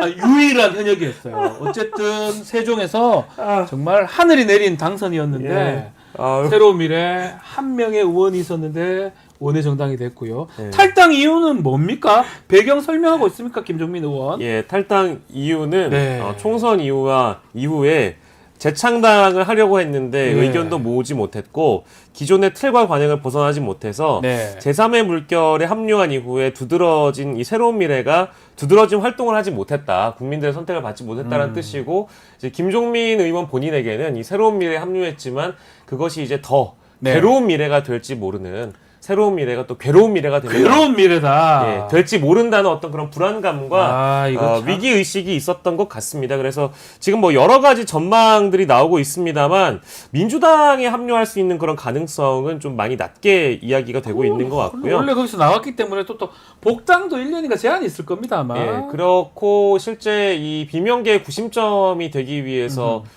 이 제3당 창당에 일단 힘을 실었고 네. 그 이후에도 어쨌든 어떤 친명계로 복귀를 할 수는 없을 겁니다. 지금 분위기 뭐 민주당 기류상 어렵고 쉽지 않죠. 이거 이제 언론에서 어떻게 해석하냐면 김경수 전 경남도지사의 국내 복귀 이후에 정치가 정계 개편 만약 움직임이 있다고 한다면 조국 혁신당과 손을 잡지 않겠는가? 네. 이제 이러한 가능성들은 나오고 있습니다만 그것도 아직은 좀 너무 먼 얘기여서 멀죠. 이제 그 정도의 전망만 나오고 있고 지금 당장은 이제 무소속 활동을 이어갈 거라는 그 이야기만 나오고 있어서요. 김종민 의원의 새로운 정치에 대한 도전이 앞으로 어떻게 될지 좀 귀추가 주목되긴 합니다만. 김종민 의원 얘기 중에 뭐 재창당 논의도 했지만 의견이 조율되지 않는다. 이건 지금 나왔던 이낙연 전 총리하고 의견 차가 꽤 있었나 봅니다. 네, 그랬던 것 같습니다. 아무래도 이제 이낙연 전 총리 같은 경우에는 최근에 민주당의 비명계 의원들에게 네. 정계 은퇴 요구를 받았다라는 예. 이야기도 있었지만 그것을 일축하면서 아니 사단법인 걔들이 뭔데 나보고 은퇴하라고 합니까? 아니요, 정치를 하고 있는 겁니까, 안 하고 있는 겁니까? 아니 저그들이 그만둘 거면 그만두지. 예. 화가 나셨어요. 날짝도 두껍습니다. 사단법인 이번에 만드셨던데 이제 국가 과제 연구하신다고. 예. 그리고 중국어도 배우고 있습니다. 예. 중국 왜? 한 말씀 부탁드리겠습니다. 시에 고맙습니다. 짬뽕. 짬뽕 먹고 싶사. 13은 안 했습니다. 예. 짜이지엔. 그건 무슨 말입니까? 안녕히 가세요. 안녕히 가세요. 고맙습니다. 저 뭐 지금 상황상으로는 종민아, 정민아. 아직 술이 안 된 모양이다. 빨리 와라. 예. 혹시 조국 혁신당의 가능성은 높진 않습니까? 저는 뭐 러브콜을 할 것 같기도 한데요. 러브콜을 할 수는 있겠지만 네. 조국 혁신당도 김종민이라는 의원을 받아들이기에는 아직 좀 심리적 장벽이 좀 높지 않을까라는 생각이 들고 네. 실제로 그 전망은 많이 나오고 있습니다만 어찌됐든 이제 친노 인사잖아요. 네. 노무현 전 대통령 때 이제 대변인을 역임을 하셨던 분이고 공통점이 있어요. 그래도 어느 대표적인 정도. 친노 친문 인사이긴 합니다만 그렇다고 하더라도 조국 혁신당의 어떤 지금의 활동 영역이나 앞으로의 노선을 봤을 때 김종민 의원을 받아들인다면 이것 역시 함께 어떤 뭐랄까 조국 혁신당이 만들어가는 정치에 또 걸림돌이 될 수 있다라는 그런 분석들이 조국 혁신당 당원들을 중심으로 또 형성이 돼 있는 것 같더라고요. 조국 대표님 한번 말씀 한번 안녕하십니까. 안녕하십니까. 조국 대표는 너무 많이 나와서 제가 이번에 나왔습니다. 감사합니다. 오랜만에 뵙습니다. 이번에 제가 부정선거 얘기한 적이 없습니다. 지금은. 이번에 조희연 교육감이 대법원 판결로 맞아요. 교육감직을 상실했습니다. 맞습니다. 이제 자유파가 뭉쳐서 단결해야 합니다. 단결. 제가 사실 전도사 출신입니다. 맞아요. 예수님이 갈릴리 호수에서 타셨던 보트가 무슨 보트인지 아십니까? 보트를 이 타셨어요? 보트가 종류가 많습니다. 뭐죠? 나무 보트, 예. 고무 보트, 플라스틱 보트. 그 중에 제가 제일 싫어하는 보트가 있습니다. 뭐죠? 바로 딕셔너리 보트. 어? 일명 사전 투표입니다. 아이고, 사전 투표를 그 말씀하십니까? 하지 말아야 부정 투표가 부정 선거가 사라집니다. 아니 그게 그 이번 얘기예요. 서울 재보선 교육감 재보선에서는 사전 선거 하지 말아야 합니다. 야. 고맙습니다. 나오신 거예요, 보니까. 아니, 전화 근데 또- 왔네요. 예. 무슨 여보세요. 예수님 저 황교안입니다. 뭐라고요? 방송 그만두라고요. 예수님 사퇴하십시오. 번개를 내리셨습니다. 고맙습니다. 아니 저는 아니 우리 황교안 전 국무총리께서 예. 예전에 대선 후보 1위 하시던 시절이 있었습니다. 맞아요, 맞아요. 그때만 하더라도 그래서 한우물 파시는 황교안 전 총리가 네. 참 어떤 측면에서는 대단하다는 생각이 들고요. 다만 저희가 이제 이낙연 전 총리 말씀드리다가 이제 왔으니까 이낙연 전 총리가 한우물을 파지 못했다라는 네. 점에서 굉장히 매우 아쉽고 이 정치의 그 노선 자체가 뭔가 좀 갈팡질팡하고 갈짓자 행보를 보였기 때문에 지난 총선에서 그 광주 광산갑에 나오셔서 네. 14% 득표를 그 15까지도 안 됐죠. 그죠? 예, 그래도 민영배 후보에게 이렇게 참패했죠. 처참한 예, 패배를 참패했죠. 기록했기 때문에 그때 당시 하셨던 민주당의 44%는 전과자 발언은 뭐 물론 사과하셨기도 했습니다만 이제 그런 것들이 축적돼 있는 상황에서 민주라는 이름을 달고 재창당을 하거나 네. 민주라는 이름을 달고 다시 한번 어떤 정치 재개 움직임을 보인다는 게 그만큼 앞으로 어렵지 않을까 이제 이런 생각을 좀 듭니다. 예, 조국입니다. 조국 교수님, 대표님, 예. 예, 지금 문재인 대통령이 너무 괴롭습니다. 현재 검찰이 문재인 전 대통령과 그 가족을 수사하려고 하고 있습니다. 윤석열 대통령과 그 김건희 여사에 대해서 수사했으면 좋겠습니다. 수사 역량의 100분의 1만큼이라도 했으면 좋겠습니다. 중진공 이사장 임명은 인사수석실에서 추천하고 민정수석실에서 검증해서 이뤄진 통상적인 인사 절차 관리에 따라 진행됐다고 제 수사에서 밝혔습니다. 맞습니다. 예. 이게 최근 윤석열 대통령과 김건희 여사에 대한 각종 혐의가 터져 나오고 국민의 공분이 일어나니까 이런 걸 걷어내기 위해서 문재인 전 대통령도 이렇게 건드는 게 아닌가 생각이 듭니다. 네. 알겠습니다. 저는 재미가 없습니까? 재미있는 내용이 아니라서. 예. 예. 아니 뭐 이거 이번에- 섭섭합니다. 예. 이승만의 길을 가기 이승만하고 뭔 위해서 박지훈이 진행 독재, 박지훈 진행 종식을 제가 반드시 이루겠습니다. 그러십니까? 화장실은 다녀오셨죠? 다녀오셨죠? 저자는 누굽니까? 박영식이요. 예, 마무리를 좀 해야 될 것 같습니다. 대표님. 고맙습니다. 네. 자, 영식당 시간이 다 돼서 이제 마무리를 좀 하겠습니다. 자, 오늘도 두 분, 박영식, 이상민 PD 두 분 너무 감사합니다. 고맙습니다. 감사합니다. 감사합니다.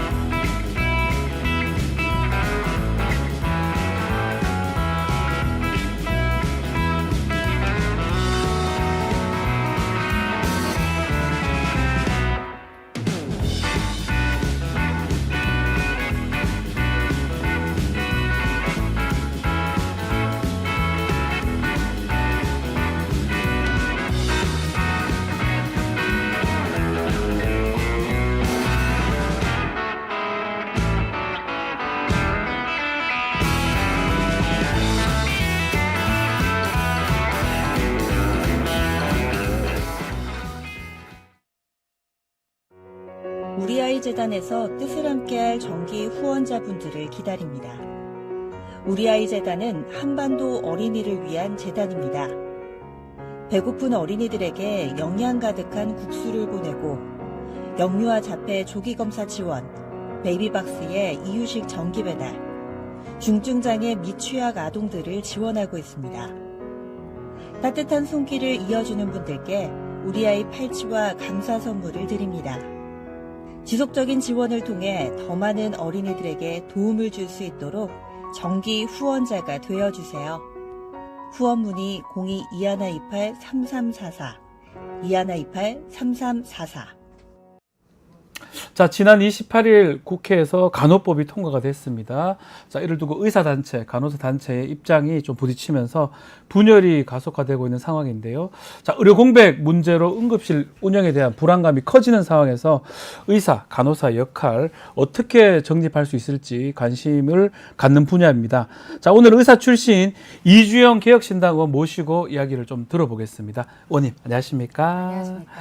자, 의원님, 말씀 전에 이거는 미리 좀 드려야 될 게, 어제 여야 당대표 회담 네. 있었는데, 어떻게 보셨는지 좀 궁금합니다, 의원님은.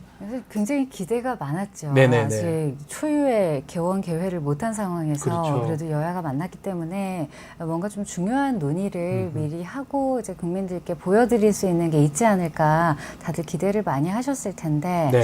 사실 이재명 대표 같은 경우도 예전에 그 영수회담 때 우리가 경험했던 것처럼 본인이 할 말을 하기 위한 자리로 나왔구나 하는 생각이 좀 강하게 들었고 한동훈 대표 같은 경우도 이번에 전당대회 때 보여줬던 네. 뭔가 이슈를 던지는 것처럼은 보이지만 결론을 내거나 책임질 준비가 된 상태로 나왔다고 보기는 어려운, 그래서 사실 금투세 외에는 거의 현실적으로 우리가 성과를 봤다고 하기에는 어려운 결과고, 그리고 말로만 노력하겠다, 무슨 기구를 구성하겠다, 이건 사실 다 미룬 거거든요. 네, 그런 부분은 좀 아쉬웠다. 들었습니다. 예, 알겠습니다. 점수를 줄 수도 있을까요? 점수는 저는 66점. 66점?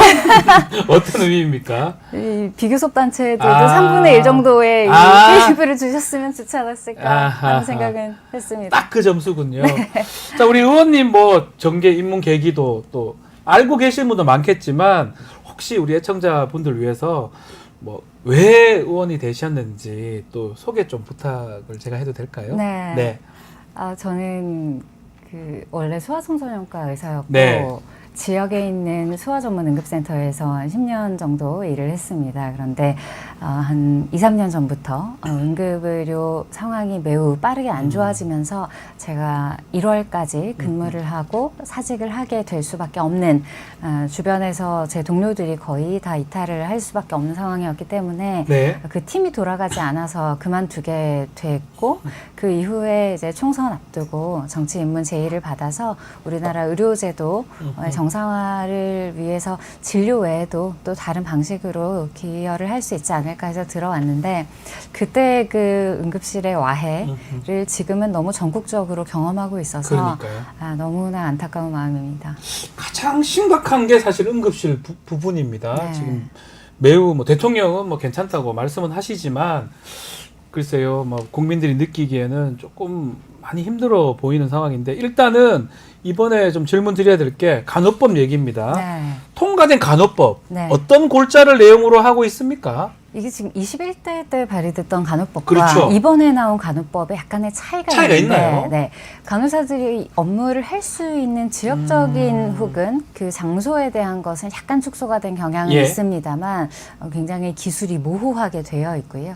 다만 가장 중요한 것은 PA법이라고 이야기할 수 있는 전담 간호사 관련 법안인데, 예. 이것이 최대 쟁점이었고 아마도 이번에 이렇게 급하게 추진되었던 가장 중요한 내용이기도 할 겁니다. 네, 지금 사실은 본회의에서 재석 의원 중에 2분만 반대를 했습니다. 개혁신당의 이준석 의원하고 우리 이주영 의원님 2분 반대를 했는데, 지금 응급실 또 부족하다, 의사들 PA 간호사가 좀 대체해야 되는 거 아니냐 이런 얘기도 있는 상황인데 반대한 이유는 뭔지 궁금합니다.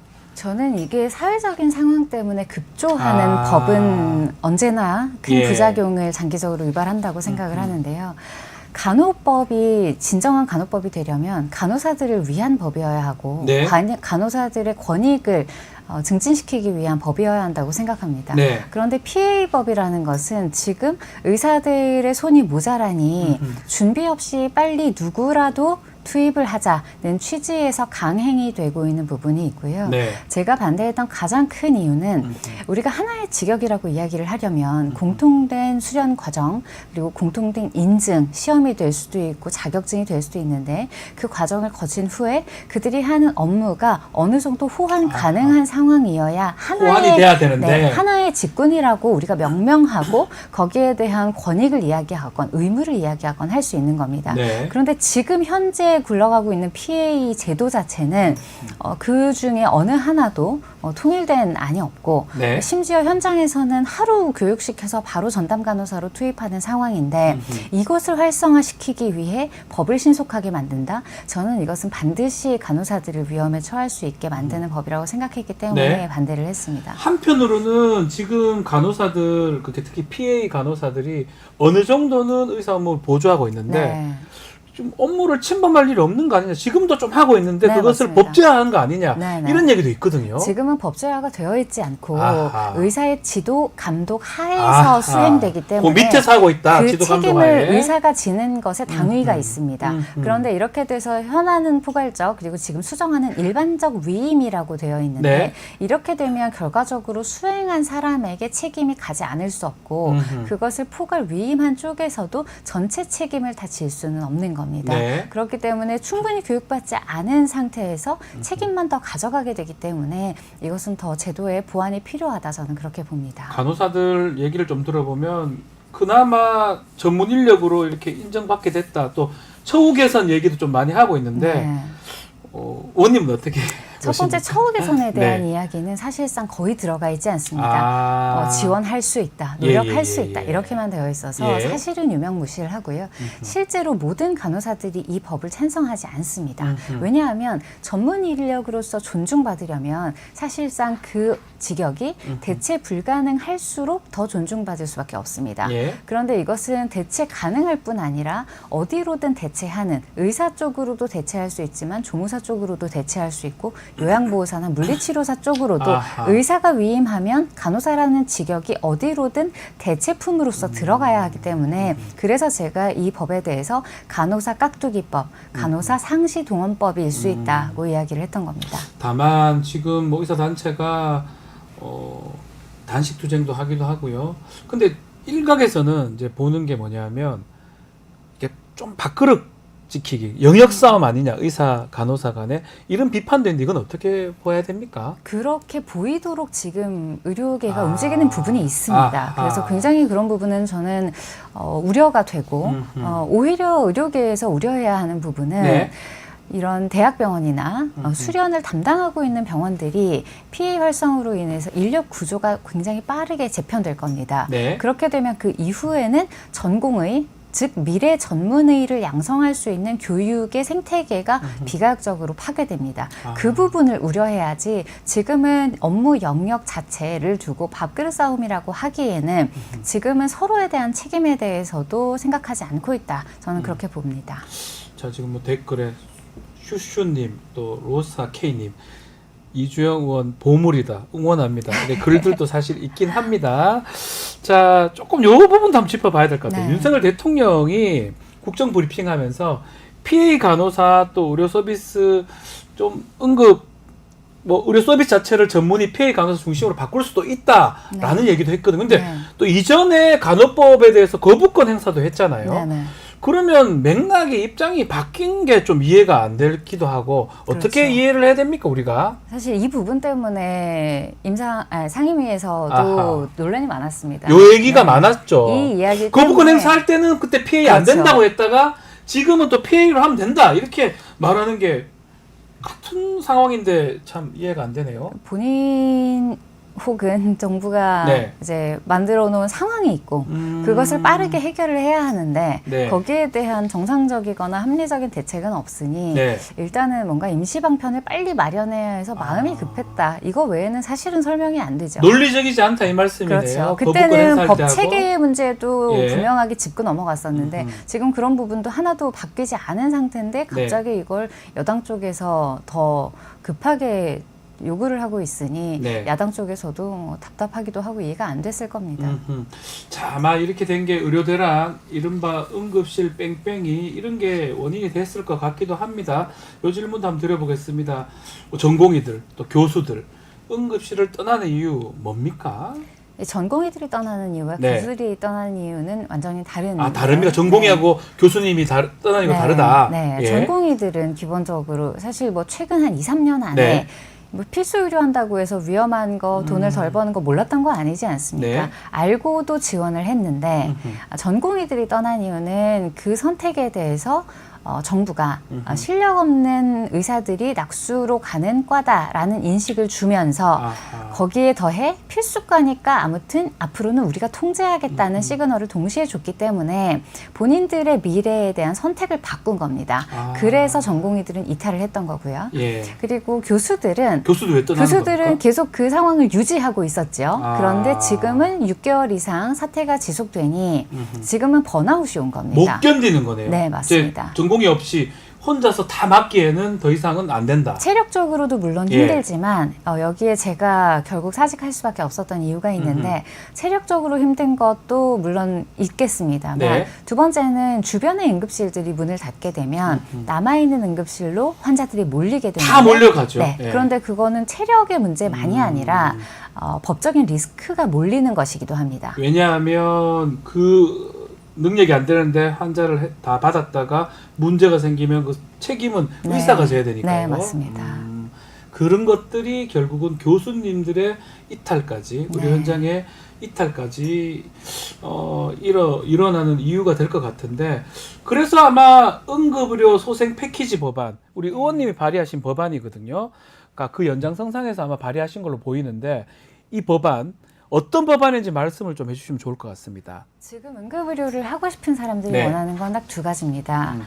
나의 개인적인 삶을 유지할 수 있는 환경. 네. 그리고 두 번째는 응급 상황임을 충분히 고려한 법적인 안전망입니다. 네. 지금은 어떠한 응급 상황에서도 결과 자체로만 판결이 나오는 경향이 있기 때문에 거기에 대해서 응급실의 업무라는 것은 정말 이 소방관이 불을 끄는 것과 비슷하게 그렇죠. 비유할 수가 있거든요. 아하. 그런데 그때 실시간으로 설명이 어느 정도 미흡했다. 뭐 혹은 이때 다른 선택을 했으면 더 좋았지 않았겠느냐. 이런 결과론적인 판결이 자꾸 나오다 보니 내가 여기까지 책임을 질 수는 없다는 네. 것이 하나가 있고 두 번째는 나라도 저렇게 선택을 하고 처치를 했을 텐데 네. 저 모든 것이 나의 일일 수 있다는 아하. 위기감이 공감대로서 형성이 된 것이죠. 그래서 제가 발의한 것은 이 응급 상황에서는 형사를 적어도 면책하자는 법 그리고 지금은 이송을 받지 않았을 때 그 책임을 의사가 모두 지게 되어 있는데 네.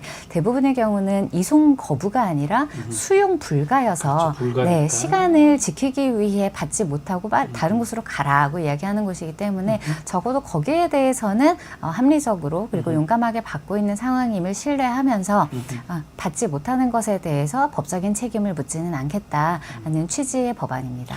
보면 좀 응급 의료진한테 그나마 좀 도움을 줄 수 있는 네. 형사 책임도 좀 면책해주고 또 이송 안 받는 거로 보지 말아 달라. 네, 그러니까 그런 맞습니다. 의미에서 좀 이렇게 응급하시는 분들이 좀 더 좀 할 수 있도록 할 수 있는 그런 법안이 아닌가 생각이 드는데 자 이렇게 문제가 되는 게 의대 증원 때문에 그런 것 같아요. 네, 내년도는 그렇죠. 지금 확정이 된 상황인데 의대 증원했던 현 정부에서 네. 어떤 입장을 갖고 계십니까? 저는 기본적으로 증언이 예. 됐건 감언이 됐건 네. 이게 근거가 무엇이고 목적이 무엇이냐가 중요하다고 생각합니다. 그런데 근거에 대해서는 기본적으로 교육을 할 수 있는 역량이라는 것이 있는데 그것을 고려하지 않고 행정적으로 명령하면 현장에서 실현될 것이다.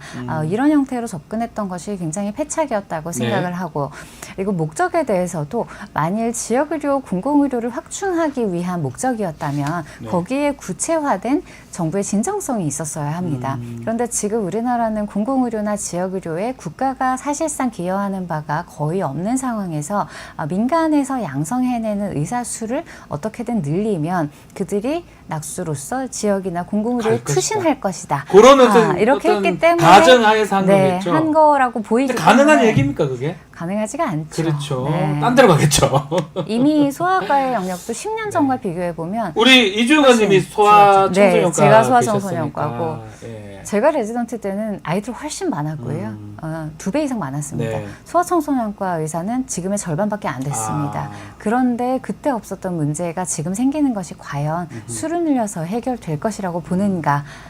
제 동기들도 지금 거의 70% 가까이 소아 진료를 안 합니다. 예. 저는 그걸 알기 때문에 늘리는 것으로는 의미가 없다고 생각을 하는 거죠. 좀 다른 방법으로 그러니까 수가를 바꾼다든지 필수 의료를 어떻게 하는 지역 의료를 어떻게 좀 살릴 수 있는 그런 방법을 택해야 되는데 단순한 뭐 2,000명 증원한다고 해가 이런 것들이 바로 해결되진 않을 것이다. 지역의료, 공공의료를 정말 살리려면 정부가 재정적인 그리고 법적인 정책적인 기여를 해야 합니다. 네. 그 논의가 빠져 있다는 것이 가장 문제입니다. 그렇군요. 문재인 정부 때도 뭐 400명, 500명 네. 증원하겠다 얘기했다가 거둬들인 걸로 알고 있는데 네, 네. 그때하고 지금하고는 차이가 있을까요? 그때는 예. 400명 때문에 전공의들이 목소리를 냈던 건 아닙니다. 그때는 학생을 모집하는 그리고 네. 선발하는 과정에서의 불합리가 있었고 그 당시에 뭐 단체의 추천이라던가 이런 것들이 너무 명시되어 있었기 때문에 거기에 대해서 공공의대를 운영하더라도 이런 형태로 카르텔이 형성되면 안 된다. 네. 이것이 더 컸는데 사실 언론의 비치기나 아니면 여론 자체는 인원 때문에 반대한다고 오히려 많이 알려져서 좀 안타깝기도 했습니다. 대통령 브리핑에서 중증, 응급, 이 필수, 지역의료 수가를 개선하겠다, 대폭 개선하겠다. 요거 궁금한 게 현장 반응들이 궁금해요. 현장의 의사들은 박수 치고 좋네요 이렇게 하는 겁니까? 아니면 고개를 갸우뚱거리는 겁니까? 어떻습니까? 이게 가장 진정성이 보이지 않는 부분입니다. 왜냐하면 이번에도 중증 응급 필수 지역 의료를 올렸는데 뭐 예를 들면 산부인과에서도 뭐 태아 수술 이런 뭐 1년에 전국에서 한 20-30건도 안 하는 이런 수가를 올립니다. 혹은 심폐소생술 수가도 60분 이상 심폐소생술을 했을 때의 수가를 올렸습니다. 60분 하는 경우가 있나요, 거의? 거의 없죠. 그렇죠. 성인의 경우에는 사실 해서는 안 되는 안 경우가 되는 더 거죠. 많습니다.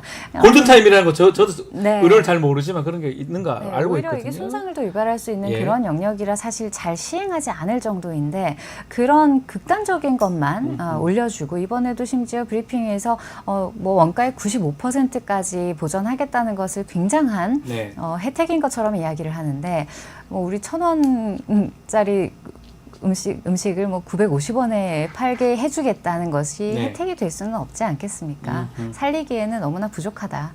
이렇게 얘기를 해야 될 것 같습니다. 현장의 목소리하고 이 정부의 정책하고 차이점이 많이 있는 것 같은데 자 그렇다면 현 정부의 의료 정책의 가장 큰 문제점 뭐 현역 의사이기도 하고 현역 의원이기도 하시니까요. 어떤 게 있을까요? 우리가 권리가 있으면 네. 의무가 있어야 하고 네. 통제를 하려면 거기에 기여를 해야 합니다. 정부는 그걸 하고 있지 않다고 저는 생각합니다. 네. 현재 민간이 거의 양성하고 운영하고 책임지고 비용을 대는 의료에 대해서 정부가 공공 영역과 지역 의료를 확충하겠다고 하면서 지금 공공의료원의 적자에 대한 질타를 하는 것 예. 그리고 그 운영을 방만하게 하는 것 자체가 저는 의지를 아직 보여주고 있지 않은 상황이라고 생각하고 그리고 특정 영역의 전문가들 의료계뿐만이 아닙니다. 네. 이공계도 마찬가지고 그 외에 많은 전문 직종에 대해서 통제 일변도의 정책으로 밀어붙이면 굴복하겠지. 이번에 사실 뭐 많이 논란이 됐던 6개월만 버티면 이긴다. 이런 현실 인식과 전문 집단에 대한 동의를 구하고 또 협조를 구하고 그래서 발전적인 방향으로 함께 나가자는 것이 아니라 우리 손 안에 쥐고 통제하겠다는 태도를 버리지 않으면 의료계뿐만 아니라 이런 문제는 앞으로 다른 영역에서도 계속 반복돼서 발생할 거다. 저는 그 점이 가장 걱정스럽습니다. 제가 청문회 때 한번 봤던 기억이 나는데 의료 교육이 가능합니까 내년에? 왜냐하면 제가 알기로는 유급이 다 된 걸로 알고 있거든요. 네. 거의 대학 의과대 유급하면 내년에 더 많이 뽑으면 네, 엄청난 많은 수가 지금 1학년으로 들어오잖아요. 그렇죠. 그럼 수업이 가능한가요? 그 질문 제가 했던 의과대학 걸 기억을 하는데요. 교육에서 지금 교수 이야기도 나오고 기자재 네. 이야기도 나오는데 그건 참 마이너한 문제입니다. 가장 중요한 교육의 재료라고 표현할 수밖에 그러니까요. 없는데 그건 환자입니다. 아, 환자가 많지 않은 상황에서 학생만 무한정 늘리는 것이 기본적으로 환자 진료에 대한 교육이 불가능하게 만들고 그렇기 네. 때문에 충북대가 특히 문제가 됐던 겁니다. 충북대 지금 200명 늘렸는데 원래 엄청 적은 병원 네, 아닙니까? 4배를 변성도 적고. 늘렸죠. 네. 그래서 이게 가장 문제고 질문을 많이 하시더라고요. 네. 그러니까 그걸 단적으로 예를 보여주신 거죠. 네, 충북대가 가장 큰 맞습니다. 문제다.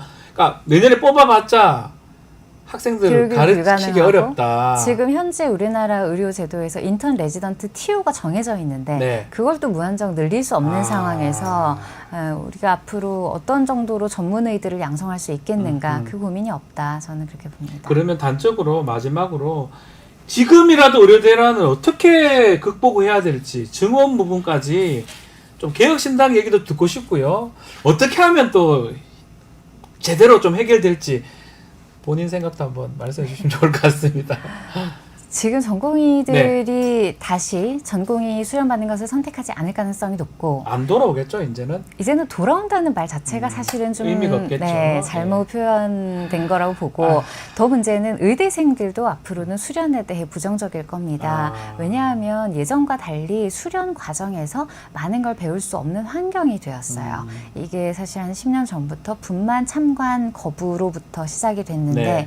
레지던트 과정을 밟는다고 해서 내가 전문의를 따는 즉시 더 좋은 질의 의사로서 활동하기가 예전에 비해 어려워진 겁니다. 네. 그래서 그런 방식으로 수련 환경이 악화되면서 전문의를 밟는 것, 전문의가 되는 것의 가치 자체가 예전에 비해서 많이 떨어졌는데 그것에 대한 가치를 더 불러일으키려면 적어도 전문의들이 그 영역에서 소신껏 용기 있게 일할 때 어떤 의료건 나쁜 결과는 발생할 수 있거든요. 네. 왜냐하면 그 치료를 하지 않으면 반드시 나쁠 것을 덜 나쁘게 하기 그러니까요. 위한 것이 그게 의료이기 의료잖아요. 때문에 네. 그 결과론적인 판결이 지속되는 한 저는 바이탈과의 부활은 쉽지 않을 거다 이렇게 보는데 그러려면 정부 차원에서 국회 차원에서 이것을 법적으로 보호하기 위한 장치가 반드시 있어야 합니다. 그렇기 때문에 제가 1호 법안으로 냈던 것이고요. 그 소생 네. 법안. 두 번째는 이 의료가 지속 가능하려면 적어도 수술하는 의사들이나 중환자실에서 근무하는 의사들이 당신이 일할수록 적자가 난다는 이야기는 듣지 않게 해주어야 합니다. 그래서 OECD 평균 정도의 수가까지 올리는 것이 참 쉽지 않기는 합니다만 적어도 현실적으로 병원을 운영할 수 있을 정도의 수가는 충분히 책정이 되어야 하고 네. 그 과정에서 공공의료와 지역의료에 대해서는 국가가 분명한 재원으로서 지원이 들어가야 하고 그것이 신속하게 이루어져야 한다고 봅니다. 알겠습니다. 자, 오늘 말씀은 여기까지 듣도록 하겠습니다. 지금까지 이주영 개혁신당 의원과 함께했습니다. 오늘 말씀 감사합니다. 감사합니다. 자, 마무리를 좀 하겠습니다. 내일 방송도 소개해드리겠습니다. 황희두 이사, 신은규 변호사와 함께하는 의사당 1번 출구 준비되어 있고요. 채널 고정 부탁드리겠습니다. 잠시 뒤 멤버십 회원에게 제공되는 뉴스 인사 프라임이 진행되니까요. 어디 가지 마시고 조금만 기다리십시오.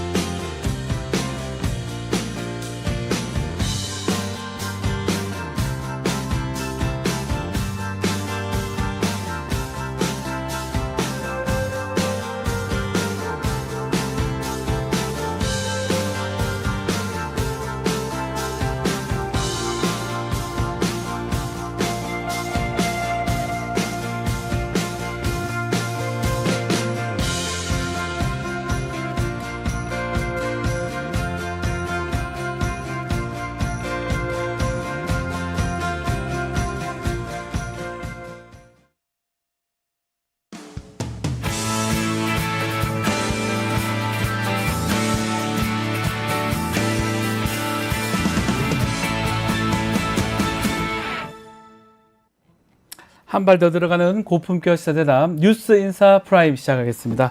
자, 매주 월요일 정치권 향한 따끔한 일침 들어보겠습니다. 김진애 전 의원 함께하겠습니다. 안녕하십니까? 네, 안녕하십니까. 네, 오늘도 일침 하실 것 같아서 제가 할 얘기가 되게 많아서 빨리 그냥 진행을 하겠습니다. 네. 여야 회동, 대표 회동 보셨을 거예요. 네. 모두 발언에서는 신경전도 좀 있었던 것 같고, 다만 구체적인 합의는 뭐 전혀 보이지는 않습니다. 구체적인 합의 나올 수 있나요? 한 사람은 확실하게 네. 당 대표로서의 주도권을 갖고 있지만 여당 대표는 주도권을 갖고 있지도 못하고 예. 그리고 워낙 용산과 한동훈 대표와의 갈등은 이미 다 노정이 돼 있고 그다음에 윤석열 대통령님 너무하십니다. 왜요? 아무리 그래도 예. 그렇게 싫어하는 티를 계속 그렇게 내시면은 저는 그거는 좀 문제 있다고 생각을 해요. 뭐냐면 연찬회도 저기 국힘의 연찬회도 안 가셨죠. 안 갔습니다. 아마 일주일 전에 네. 일요일 날 했었으면 그때는 의제 조율이 안 된다고 네. 또 여러 가지 구박을 또 좀 하고 그랬잖아요. 근데 하여튼 우여곡절 그때 지난 중반 이후에 서로 하는 게 좋겠다. 네. 왜냐하면 하는 게 윈윈 할 수 있겠다라는 그런 자세로 일단은 회담을 했는데 일단은 회담한 거 자체에 의의를 둬야 될 것 같아요. 네. 성과는 없었지만 그래도 한 발짝 더 갔다. 그 회동 그냥 회담한 거에 의미를 두는 게 맞다. 어차피 아니, 왜냐하면 할 수 없었다. 아무것도. 어차피 할 수 없었던 거고요. 예. 저는 모두 발언에서의 신경전이나 이런 것도 그렇지만 네. 지금으로서는 저는 왜 그 얘기 많이 했거든요. 예. EJ 해야 된다. 할 수 없이. 한동훈 왜냐하면 대표를 이용해야 된다 이 말인가요? 마찬가지로 한동훈 대표는 또 이재명 대표가 예, 서로 EJ를 해야 된다. 이용해야 된다. 왜냐하면 그게 국민들의 시선은 엄청나게 따갑지 않습니까? 네. 그리고 뭔가 풀어놓으라고 얘기를 하는데 이럴 때 용산은 꿈쩍도 않잖아요. 네. 그러니까 서로 윈윈 할 수 있게끔 해주는 이런 자리가 필요하다. 그래서 지난 중반 이후로 서로 그런 이른바 텔레파시가 좀 통한 것 같아요. 네. 그래서 이루어졌고 어저께 보면은 저는 저기 보면은 일단은 이재명 대표는 워낙 이제는 노련해지셔서 네. 그리고 이제 그 짧은 동안에도 하실 말을 다 하잖아요. 네. 그리고 구체적으로 한동훈 대표의 이제 약간 좀 신경 거슬리는 발언에 대해서 네. 얘기를 하시고 이러는데 답을 또 하셨어요. 그래서 예. 노련한데 저는 제일 좋았던 게 뭐냐면은 뭐죠? 한동훈 대표한테 자신감을 좀 불러넣어줬다. 그러니까 한동훈 대표가 국힘의 당대표다라고 하는 걸 확실하게 인식을 시켜줬고 한 대표님, 우리 한 대표님 네. 한 걸음 더 나가 주십시오. 네. 제가 만약 한동훈 대표 같았으면은 저는 어저께 뭔가를 보여주려고 했을 거예요. 왜냐하면은 한동훈 대표로서는 제가 계속해서 얘기하지만 일단 민심은 한동훈 대표한테 가 있잖아요. 그렇기 때문에 윤석열 대통령하고 어떻게 맞서느냐에 따라서 본인의 정치적인 생명이 좌우가 되지 않습니까? 네. 저는 한동훈 대표로서는 당 대표로서의 생명이 중요하지 않다고 생각해요. 정치인 한동훈 네. 그리고 앞으로의 차기 대선 주자든 아니면 길게 보는 대선 주자든 정치인으로서 바로 설 수 있느냐 이게 네. 굉장히 중요한데 거기에 대해서 어저께 저는 이재명 대표가 좀 이렇게 북돋우는 효과를 했다고 생각을 합니다. 하셔야 됩니다. 한동훈 대표님. 네. 하셔야 된다. 배짱 좀 부리시고요. 근데 그거 중에 하나 그거예요. 결국 최병 특검 처리 관련해서 다 들어주겠다 이재명 대표가. 그러니까 조건 걸어라 내가 다 해줄 테니까. 그럼에도 불구하고 거의 합의를 못했거든요. 그러니까 이재명 대표는 이걸 하나 했으면 하나라도 다 얘기하잖아요. 할 수 있는 거 다 해주겠다. 네. 이렇게 얘기하는데 그런데 못하는데 근데 어저께 신의 한 수. 뭐죠? 독대. 독대. 그 40분간 독대. 그거 어떻게 봐야 됩니까? 독대한 거. 저는 독대 뉴스가 나오는 순간 두 분이 다 마음이 합쳐졌구나. 한 대표나 이 대표나 용산에 보내는 경고입니다. 독대는. 이건 뭐냐면은 우리가 그 독대에서 무슨 얘기를 했는지는 아무도 모르잖아요. 그러니까 무슨 얘기까지 오갔을지는 모르겠습니다. 아마 첫 번째 독대니까 그렇게 모든 걸 흉금을 털어놓거나 이러지는 못했고 아마 뭐 딜이 일어나거나 이러지는 못했을 것 같은데 일단은 뭔가 갈래를 만들어 놓지 않았겠어요? 아, 독대를 하면서 이게 네. 그게 신의 한 수고 그게 용산에 보내는 경고다. 어저께 한동훈 대표가 그렇게 그런 기회를 갖게 만들어준 것도 이재명 대표도 잘하셨다. 1대1로 40분간 얘기를 했는데 그게 밖으로 보도된 건 없지만 우리 의원님 보시기에는 그나마 뭐가 있을 수도 있고 그게 또, 뭐냐면은요. 네. 용산에 대해서는 경고고 아하. 국민에 대해서는 기대감을 주는 기대감을 주는 뭐 저만 겁니다. 해도 네. 뭔가 있었을 것이다 분명히 생각을 있을 거예요. 하니까요. 요 다음 수가 뭘까? 예. 그리고 이제 그 합의문 자체에서는 예. 많이들 기대하시지만 못합니다. 뭘 합의를 할 수가 있어요. 그러니까요. 용산에서 다 주도권을 갖고 있는데 그러니까 다 같이 노력한다. 네. 계속 합의문 8개에는 뭐 추진한다. 큰 얘기는 없습니다. 그거 예. 없습니다. 근데 예. 그렇게라도 합의문이라도 내놓을 수 있었던 것만 하더라도 좋죠. 네. 왜냐하면은 지난번에 기억하시는지 모르지만 영수회담에서 네. 합의문이 없었잖아요. 없었어요. 합의문이 없었어요. 합의문이 없었던 거는 그거는 대통령실의 정치력 부재거든요. 네. 어떤 경우에나 합의문을 만들어 뭐라도. 네, 뭐라도. 아주 간단한 거라도 예, 앞으로 했어야 되는데. 신의를 가지고 뭘 하겠다라든가 만나겠다 이 정도만 해도 합의문이 되는데요. 그렇게 되는데 그런 거조차 없다라는 거는 정치력이 약한 거죠. 그거보다는 지금 여야 대표회담에서 합의문 그래도 그나마 8개 나온 게 의미를 부여할 수 있다라는 거네요. 그만큼 네. 한동훈 대표도 절실했고 절실하다. 그다음에 이재명 대표는 민생을 위해서 절박하다. 절박하고 우리 다 내놓고 뭔가 해봅시다. 절박하고 절실했기 때문에 독대까지 해준 것인데 네. 우리 또 눈에 띄는 게 이재명 대표가 계엄 의혹을 제기하니까 네. 대통령실에서 회담 중에 사실 무근이라고 반박을 했습니다. 이거 어떻게 봐야 됩니까? 이거 뭐라고 이게? 그거는요 대통령실에 엄청난 결례예요. 이건 회담하고 있는데 이걸 얘기를 하면 어떡합니까? 아니요. 어디서든지 예. 당장 회담을 하고 있는 와중에 예. 그거에 대해서 코멘트를 한다는 것 자체는 이건 기본적인 정치의 프로토콜을 무너뜨리는 겁니다. 네. 우리가 남의 무슨 이것도 일종의 정상회담 같은 말이잖아요. 건데. 근데 이거에 대해서 예. 아직 뭐가 끝나지도 않았는데 그거에 대해서 코멘트를 한다라는 거는 굉장히 무리한 거고요. 저는 어저께 네. 이재명 대표로서는 그 모두 발언에서 이제 이재명 대표로서의 신의 한 수는 뭐였냐면은 한동훈 대표가 먼저 모두 발언을 하고 그 다음에 했기 때문에 예. 왜냐하면 그 한동훈 대표는 준비한 발언만 하셨더라고요. 네. 차이를 좁히자. 국민하고 넓게 뭐 하자 이런 거에 좀 원칙적인 얘기를 하셨는데 네. 거기서 약간 뭐 얘기를 하셨잖아요. 네. 정치 개혁이나 이런 점에 대해서 그런 거 한 가지에 대해서 다 반박성으로 네. 답을 반박을 하면서 맞아요. 예. 하면서 거기에다가 예. 일단 용산이 아파하는 부분을 명확하게 하지 않았습니까? 예. 최성명 특검에 관련된 거 왜냐하면 왜 의료 갈등 문제가 의료 공백 문제가 의제로 안 올라온다는 게 상식적이지 않잖아요. 네. 거기다가 계엄이라고 하는 지금 사실 용산으로서는 굉장히 뜨끔할 거거든요. 그러니까 그 문제를 확실하게 제기한 건 지금 저도 네. 계엄에 대해서 계속 얘기하는 거는 거기에 근거가 없다, 근거를 내놔라 할 게 아니라 네. 계속 경고로 봐야 된다고 생각을 합니다. 왜냐하면 그렇게 될 수도 있다. 왜냐하면 지금 윤석열 대통령이 하고 있는 일련의 일들이 네.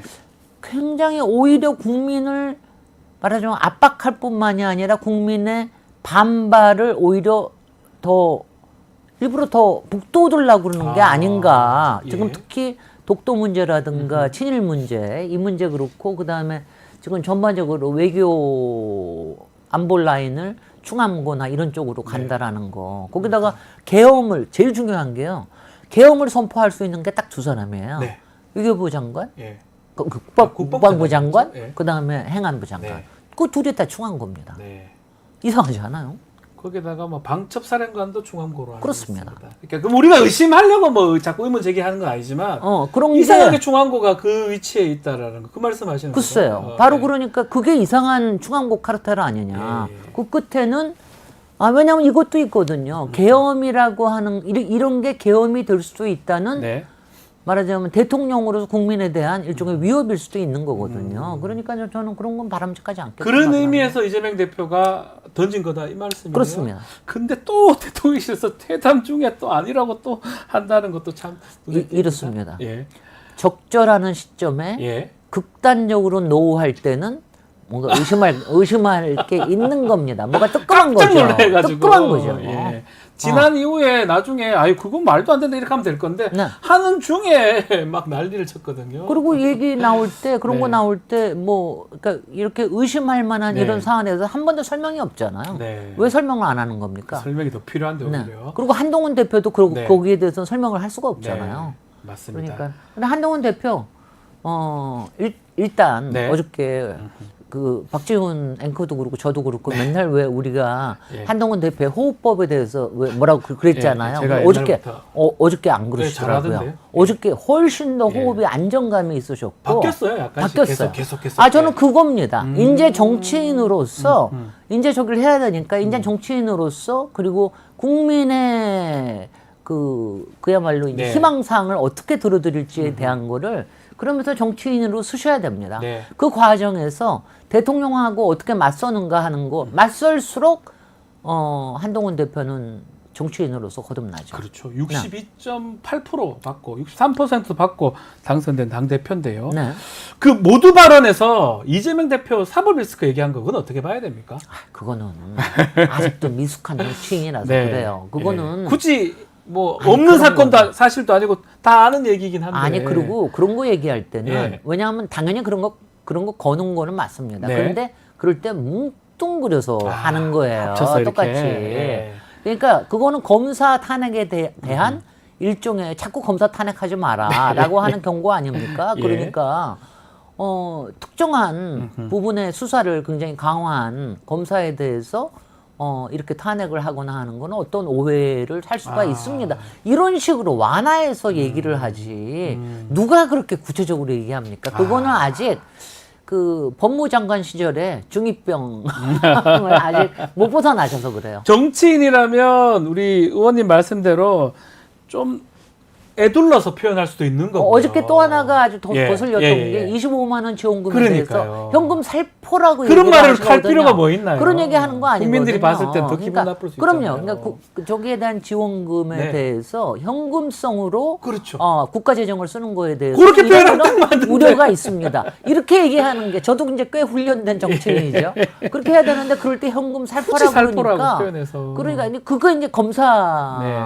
용어거든요. 네. 검사 용어고 아주 단발성의 상대편에 대한 정치적인 이제 말하자면 아프게 찌른다고 본인은 얘기할 텐데 항상 정치인들이 생각하셔야 될 건 당장 이기는 게 중요한 게 네. 아니라 국민들이 그러니까요. 어떻게 보는지 예. 이거를 생각하셔야 됩니다. 우리 오늘 그런 거는 좀 훈련을 하셔야 돼요. 의원님이 오늘 한동훈 대표 얘기를 그래도 많이 해주시네요. 아니 많이 해주는 거예요. 저도 지금 북돋우고 있는 겁니다. 이게 뭡니까? 예, 예. EJ를 해야 되거든요. 아하. 왜냐하면 지금요. 이 경색된 이 국면을 국면에서 국힘에서 그래도 뭔가 국민 곁에 그래도 야당하고 같이 협상을 할 수 있는 유일한 세력은 한동훈 한동훈밖에 세력이에요. 없으니까. 그리고 왜냐하면은 최상방 특검에 대해서 지금 저기도 못 하잖아요. 네. 그 왜 제3자 예. 그거에 대한 발의도 못 하고 있다는 게 말이 됩니까? 그러니까 그거에 대해서도 계속해서 얘기하고 그다음에 이러다가 이제 어느 시점이 되면은 도저히 이제 못 참겠다라고 하는 한동훈 대표도 못 참겠다 하는 네. 때가 있을 때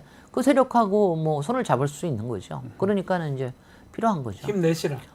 힘내시라. 그리고 저는 사실은 예. 경력이 있는 정치인으로서 모든 후배 정치인들에게 네, 후배 대해서 정치인입니다. 성장을 원합니다. 예, 후배 정치인입니다. 자, 회담 얘기는 이 정도 하고요. 네. 이제 정기국회 오늘부터 열립니다. 네. 근데 이런 경우가 처음 봤는데 국회 개원식에 대통령이 불참한다고 하거든요. 1987년 이후에 처음 있는 일인데 어떻게 봐야 됩니까 이거? 대통령이 옹졸하셔서 그래요. 이거 옹졸하고 편협하고 이거 이거 뭐냐면 예. 지금 정말 우리 사회는 대통령이 없는 거나 마찬가지고 네. 특히 국민 통합에 대해서는 정말 통합할 마음이 이만큼도 없고 계속 갈등을 부추기는데 지금도 그 변명이요. 네. 정말 대통령실도 문제예요, 원인이. 예. 아니, 불상사가 일어날 수도 있기 때문에 안 나오신다. 망신 주려고 그러는 거 아니냐. 만약 그런 일이 일어나잖아요, 국회에서. 네. 대통령 지지율이 올라가요. 국면이 바뀔 수도 있는 오히려 거잖아요. 이거를 아셔야 됩니다. 만약 네. 제가 좀 거칠게 표현하면은 일주일 뒤에 탄핵이 되는 한이 있더라도 예. 일주일 전까지는 우리나라의 대통령입니다. 대통령이잖아요. 그거에 합당 합당하게 대우하고 그리고 대통령은 그거에 합당하게 행동 거지를 하셔야 되는 게 대통령의 의무입니다. 그러니까 좀 야유를 받으면 어떻습니까? 다 그렇습니다. 오잖아, 다 왔잖아 이때까지. 그럼요. 다들 피켓 시위하고 예전 전직 대통령을 보면 그럼요. 좀 하면 어떻습니까? 클린턴한테도 하고 그러니까요. 오바마한테도 그거는 뭐 똑같은 하고 거거든요. 다 똑같은 거거든요. 그게 싫어서 안 온다. 아니 그러니까 그거는 그러니까 너무 옹졸하고 왜냐하면 저는 국힘에 연찬회도 안 가고 대표하고의 갑니다. 만찬도 취소해버리고 예. 그 다음에 현장에서 만나면 싹 돌아버리고 이런 식은 아니에요. 지난번에도 저 7월달에 네. 이게 아마 정말 이렇게 늦게 개원식하는 거 처음이거든요. 네. 근데 지난번에도 그때도 대통령 안 안 왔잖아요. 오신다고 그러고 그래가지고 근데 대통령은 여하튼 우리가 좋든 싫든 우리나라의 대통령이거든요. 그 네. 자리에 있는 예. 한. 그러니까 그러셔야 됩니다. 아니 예전에 제가 얘기 드리면은 박근혜 대통령도 네. 그때 탄핵이 뭐다 뭐 그렇죠. 그래서 굉장히 얘기했을 때도 오셨잖아요. 그때도 나왔어요. 그때도 국회 오셔서 나와가지고 얘기하고 오셨을 때 있었어요. 그때 한쪽에서는 뭐라 그랬지만 그때 국회에서 누구 하나 대통령을 홀대한 사람이 있습니까? 그러니까요. 다 모셨잖아요. 그런 거거든요. 그 얘기 중에 야당 얘기를 좀 하는데 그 기자회견 할 때도 참 그게 좀 저는 좀 거슬리긴 하던데요. 이런 야당 처음 본다, 이런 국회 처음 본다 살면서 정치 입문 아니고 본인이 살면서 이런 국회를 처음 본다라고 조금 얘기하는 부분. 글쎄 말이죠. 우리는 이런 대통령 처음 봅니다. 아니 그러니까 그런 답변이 나올 겁니다. 그런 얘기를 하면 당연히 반대쪽에서는 대통령은 어떤데 이렇게 나오는데 네. 왜 이런 얘기를 하는 건가요? 글쎄요 말이죠. 이런 국회 어땠어요? 예전에 동물국회 못 보셨는 모양이에요. 그런 이런 국회가 어땠어요? 지금 정말. 선진화된 국회입니다. 청문회도 제대로 열고 있고요. 그 다음에 제대로 저기 하고 있는데 이렇게 모든 거에 거부권 행사하고 이렇게 하는 대통령은 우리는 국민들이 더 한심하죠. 더군다나 지금 의료 갈등에 있어서는 그러니까요. 바로 전에 저기 의료 전공 국회의원님도 나오셨지만 네. 아니 본인이 문제 일으키고 본인이 문제를 키우고 본인이 대책 없고 그리고 이 문제는 올해만으로 6개월 만에 끝난다고요? 네. 내년에도 향후 5년에서 10년 동안 이 계속 부작용이 반복될 있을 거예요. 거거든요. 해결해야 될 거 아니에요, 사실은. 이거 어떡할 건데요? 개혁을 할 수는 있지만 의원님 국정의 운영자가 조정자입니다. 대통령은 네. 이 상황을 타결해야 될 거 아니에요. 개혁하는 거 좋은데 그냥 이렇게 할 겁니까? 대통령님은 중재자, 통합자. 그러니까요. 이게 돼야 되는 거거든요. 그리고 예. 갈등 조정자. 그러니까. 그건 어쩔 수가 없이. 근데 본인이 갈등을 조장하는 자가 되면 안 유발하고. 되고. 네. 그래놓고 이런 국회 처음 본다고 하면서 여기 국회 개원식도 안 오겠다. 이게 참 누가 이게 지지하던 사람들도 저거 맞나 이래 싶을 것 같은데요. 그럴 것 같아요. 그거 저런 국회 가면 안 된다.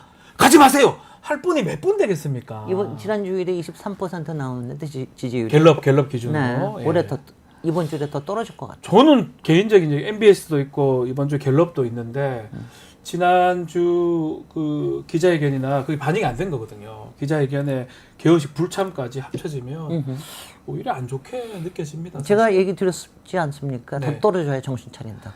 더 떨어져야 됩니다. 정신 어떻게 저는요. 큰일 나는 건데. 아니 떨어지고 그다음에 정신 차려야 돼요. 네. 그래야지 한동훈 대표한테도 좀 힘이 붙고 네. 다들 지금 이제 국힘 의원들도 좀 정신 좀 차려야 되고. 국민의힘 네. 의원들도 네. 네. 알겠습니다.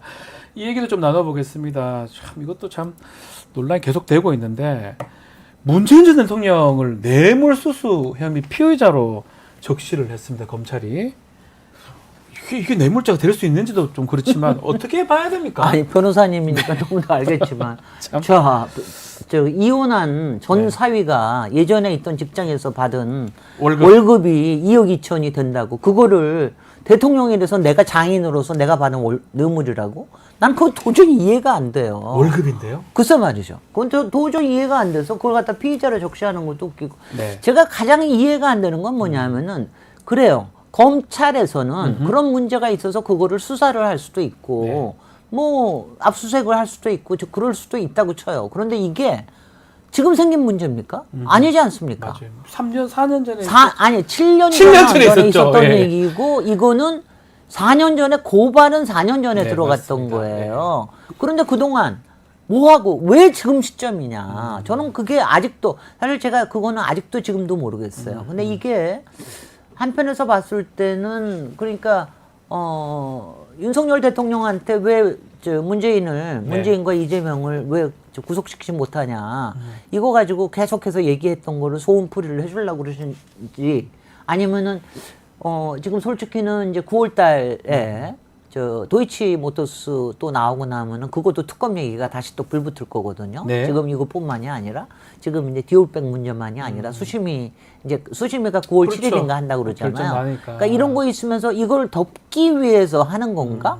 그렇다 하더라도 이거는 대부분의 국민들이 볼 때 아니 왜? 뭐지? 저는 법조인인데도 그런 식으로 만약에 뇌물죄를 엮으면 네. 모든 사람이 걸려요. 글쎄 말이죠. 월급 받는 거죠. 월급 받는데 관계 있는 사람한테 때문에 채용대가 월급 받는 거니까 이거 저 사람 뇌물이다. 이게 말이나 됩니까? 그래서 난 이게 뭐냐면 이게 있었습니다. 네. 그러니까 저 문재인 그때 곽상원 네. 의원님 노무현 대통령의 네. 사위 위원님이 그때 얘기를 하셨던 게 윤석열 대통령이 아마 그때 중수과장 했을 때 그때도 예.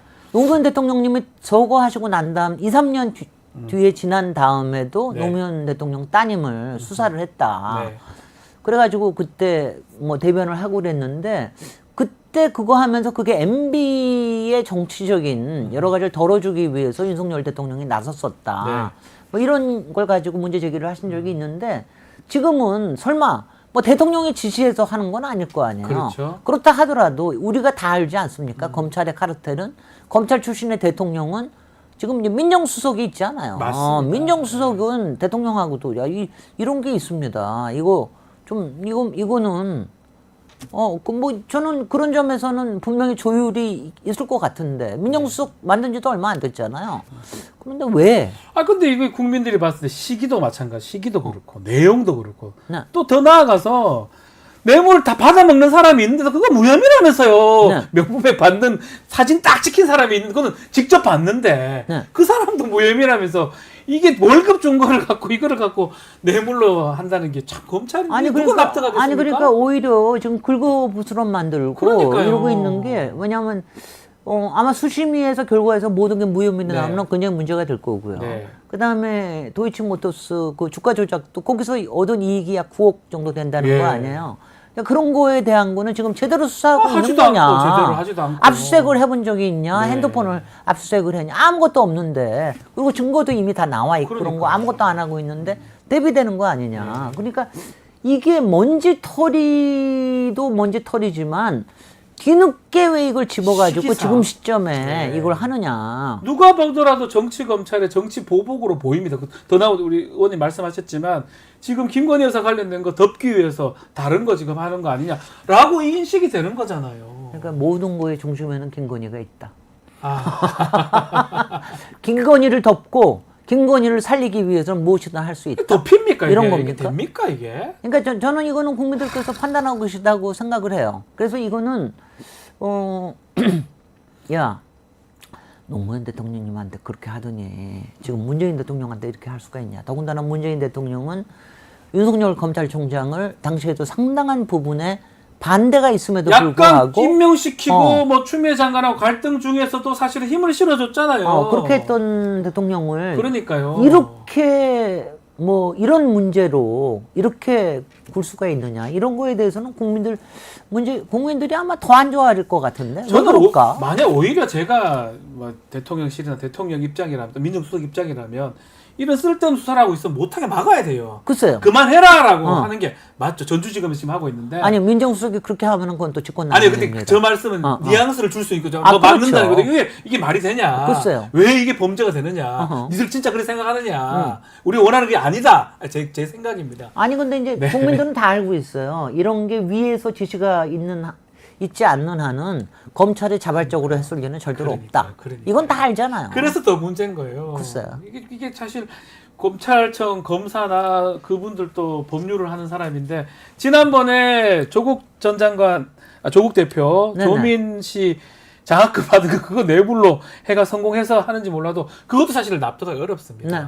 법리로 계속 따지는 거하고 상식에 부합하는 거를 기소를 하고 해야 되거든요. 상식에 부합하지 않잖아요. 뇌물, 그게 어떻게 뇌물입니까? 장학금 받는 게. 저는 이해가 안 되거든요. 이것도 마찬가지로 월급 받은 게 어떻게 뇌물이 될 수가 있습니까? 제가 너무 답답해서 그런 거 막으려고 검사한테 독점 기소 편의를 주는 거예요. 이게 범죄가 될 것 같아도 이걸 기소하면 웃음거리가 되니까 이거는 그냥 도덕의 영역이다라고 넘어가야 되는 거거든요. 그래서 이번에도 확실히 좀 아시겠습니다만은 하여튼 검찰이 수사권까지 갖고 있는 건 이건 문제가 있다. 지금 계속 그 보이잖아요. 검찰이 자기들이. 이거 그냥 수사권하고 기소권을 다 갖고 있으니까 이런 짓을 하는 거죠. 그러니까요. 그러니까 수사를 그동안 안 했던 게 아닙니다. 네. 그동안 했던 거예요. 근데 엉덩이 밑에 파묻고 있었던 거예요. 그러다가 이제 뭐예요? 지금이 무슨 때인지 모르지만 이제 이걸 가지고 필요하니까 꺼내가지고 그래가지고 한다는 거예요. 기소하겠다는 거잖아요. 지금 앞서 한 거 보면. 그런 게 캐비넷이라는 거죠. 캐비넷. 답답합니다. 이러면 안 됩니다. 이러면 안 됩니다. 그래서 진짜 이러면 안 이거는 됩니다. 정말 이러면은 검찰 없어져요, 진짜로. 정말 제가 항상 얘기했지만 윤석열 대통령의 존재가 검찰에는 더 큰 민폐가 되고 있다라고 맞습니다. 그러는데 맞습니다. 지금 바로 그렇게 되고 있는 중이에요.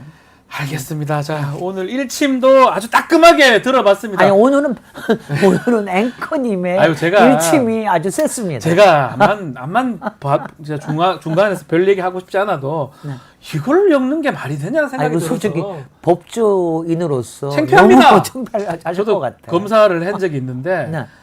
그러니까 법적으로 다 맞추면 제가 될 수는 있어요. 네. 그렇지만 이걸 기소했을 때 웃음거리에서 하면 기소를 하면 안 되거든요. 그게 기소 편의, 기소 독점이고 수사를 하지 말아야 됩니다. 다 따지면 다 범죄지요. 오늘 잘하셨어요. 제가 일침하면 안 되는데요. 자, 오늘 일침 김진애 의원님한테 들어봤습니다. 감사합니다. 감사합니다. 네. 자, 마무리하겠습니다. 뉴스인사 프라임 유튜브 멤버십 회원에게만 우선 제공되고 당일 저녁 일반에게 공개가 됩니다. 회원 가입 방법 게시판 통해서 확인 가능하니까 많은 참여 부탁드리겠습니다. 저는 내일 아침에 다시 찾아오겠습니다. 고맙습니다.